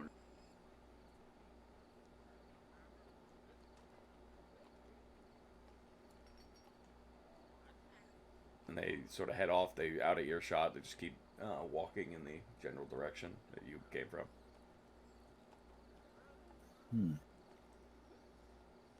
I guess I'm gonna try and follow them without being seen. Okay. Do I gotta make a stealth check? No. You're fairly stealthy, and they're not particularly trying to look behind them. However, for the rest of you, at the Humble Steed, the night is fairly quiet before the footsteps approach the inn in mass, and as the door opens, several more barge in. Gremnick in the stable with Mark I and Quaylen. You hear the commotion just as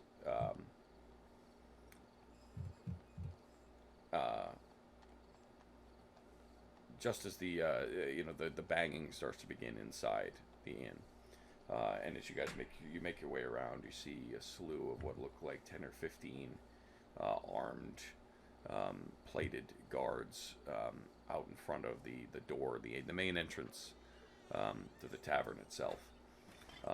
Inside, Val, you were sort of pushed back suddenly as the guards push their way through and begin to sort of surround you. In Kalita, you are awoken by 5 figures who burst into the room, swords drawn. Well, Oh, wow. devil child, Threatening. I think you should come with us. Oh, And that's where we'll pick up next week. that's a nice invitation. Did I wake up from this? Did I hear the bang? Am I Yeah, in you the guys are room? outside. You guys are outside because you're all in the stables. Oh, I was in the stables. Okay. I figured with Mark 1 and Gremnick you were doing tinkering or something out there. But How close am I to the tavern after following these guys? we'll find out next week. On the next episode. -2 charisma.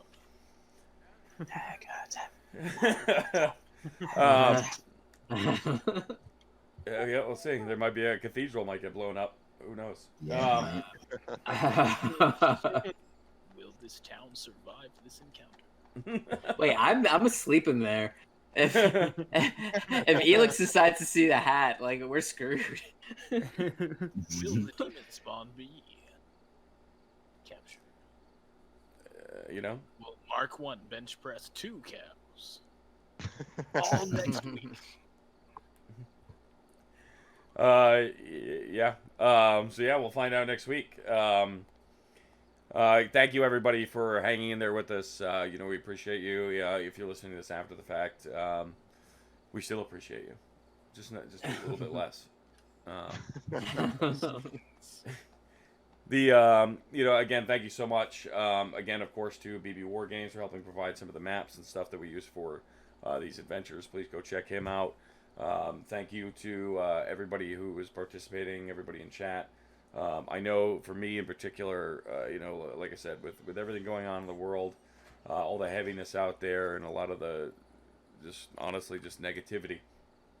I look forward to these sessions because it's just a few hours in the week where my mind can just do something else. And God, was that funny? God, were you guys funny tonight? That was such a riot. That was a good one. That was fucking great. So thank you guys for listening. I hope you're enjoying it as much as we are. Please subscribe if you can. Obviously, I know a lot of people are still out of work, money's tight, but if you got that Amazon subscription, hit us with that free sub. We really appreciate it. A lot of the stuff that we're doing and planning on doing, of course, costs us money as well. So anything you guys can give, just goes right back into the channel. So we really appreciate everything you're doing. And come hang out with us on Discord. Absolutely.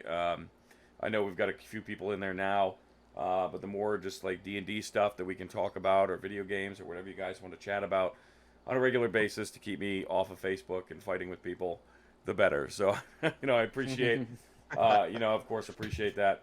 Ryan, anybody else? Am I missing something this evening? Are we going to do our after hours or our after action report tomorrow? Oh yeah, tomorrow. Of course. Yeah. Charisma check tomorrow night, same time, 7:30. Again, open forum. If you guys just want to come in, ask a question, and leave, that's up to you. It's a little rude, but I'm not going to judge. But yeah, come hang out with us. Again, feel free to ask any questions you have about the campaign, about Dungeons and Dragons in general, or about all the weird people that make these funny voices and terrible decisions. Just whatever. It's nothing's off the table realistically. You say no sound funny. Ask me on. I don't know who we're gonna have tomorrow night, so whoever shows up. So I can't promise that we'll all be here, but we're of course we'll do our best to generate some content and hang out with you guys. So thank you so much, and we will see you next Tuesday. Next Tuesday. See ya.